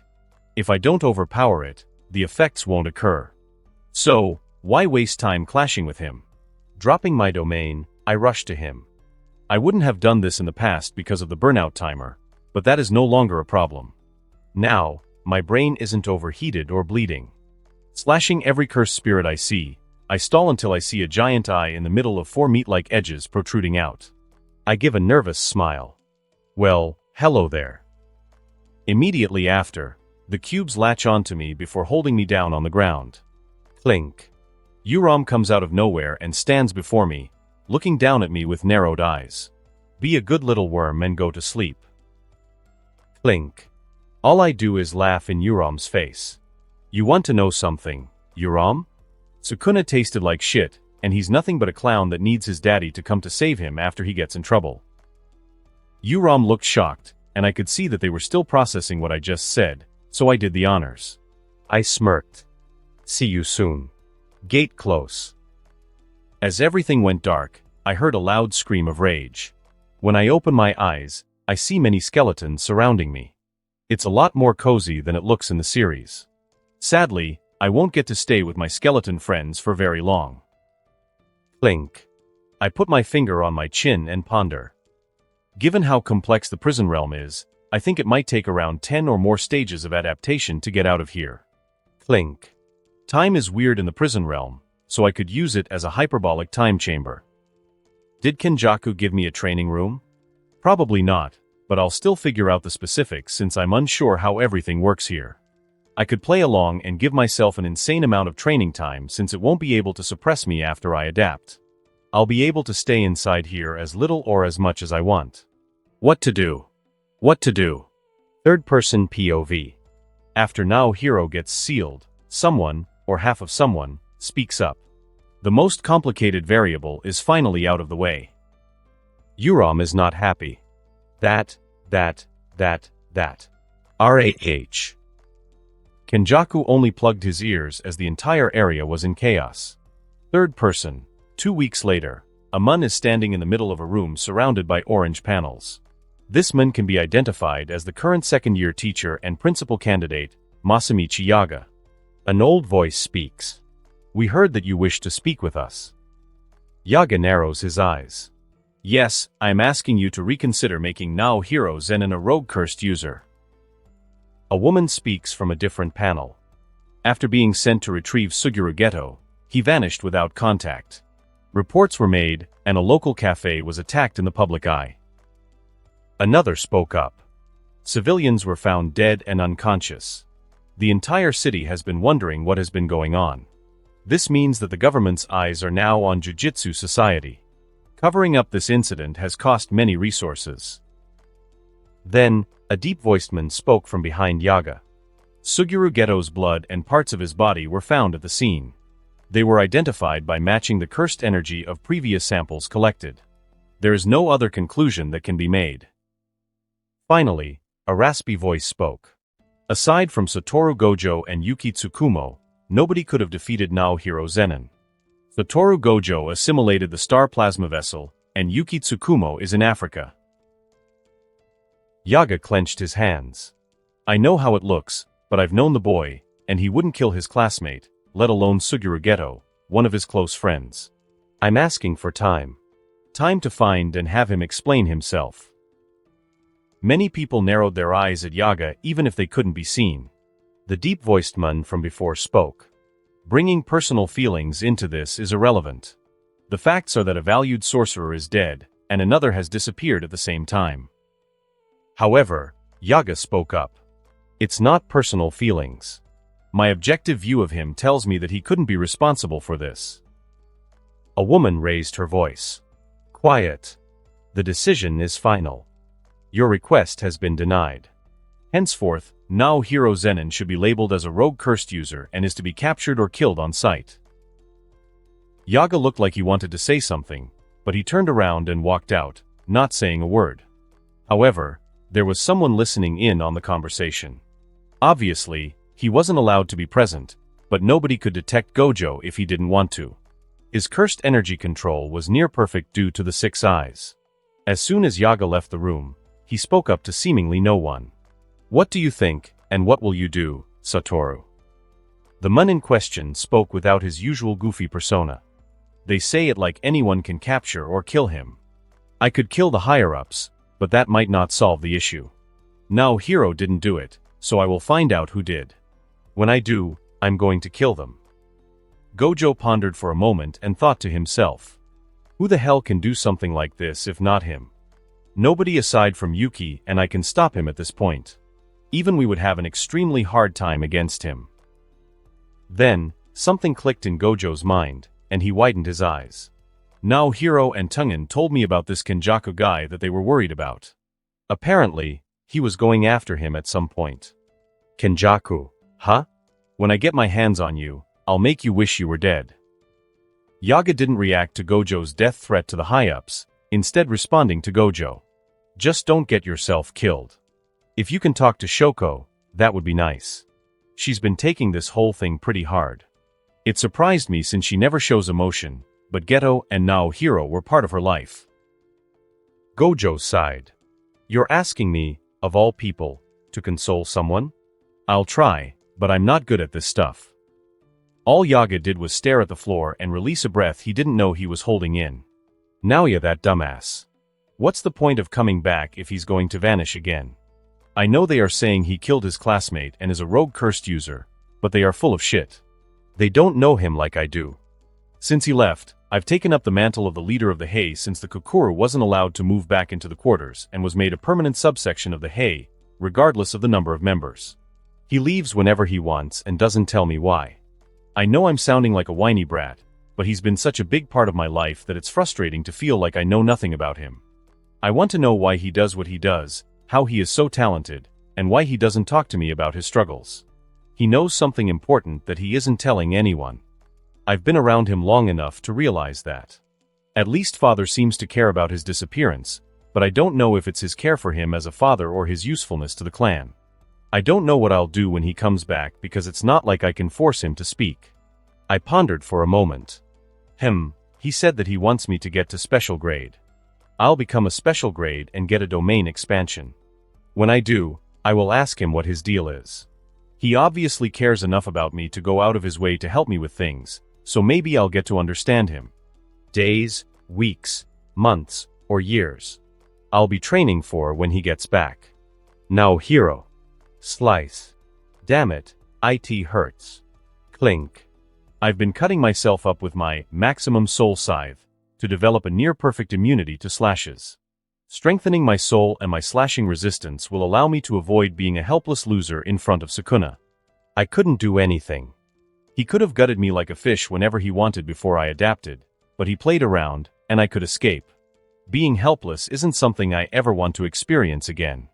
I was dropped into this world with benefits that can be unmatched if used correctly, and I'm not planning on wasting them. It's been a few days since I've been able to use my techniques, so realistically, I can get out whenever I want, but the training time is too useful to pass up. Not having to eat or get tired from my techniques makes this place the perfect place to train if you don't have your cursed energy restricted. Sealing is a negative issue at this point. I'm glad I got sealed in the prison realm early, so sealing won't become a problem in the future. Sorry, everyone, you'll have to wait a little longer.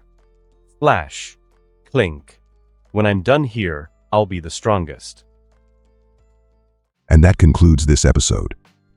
If you enjoyed it, I'd seriously love it if you guys could leave a like on the video as it genuinely helps out so much, and it keeps me going, plus it takes only 1 second. That said, have a wonderful day. See you in the next one.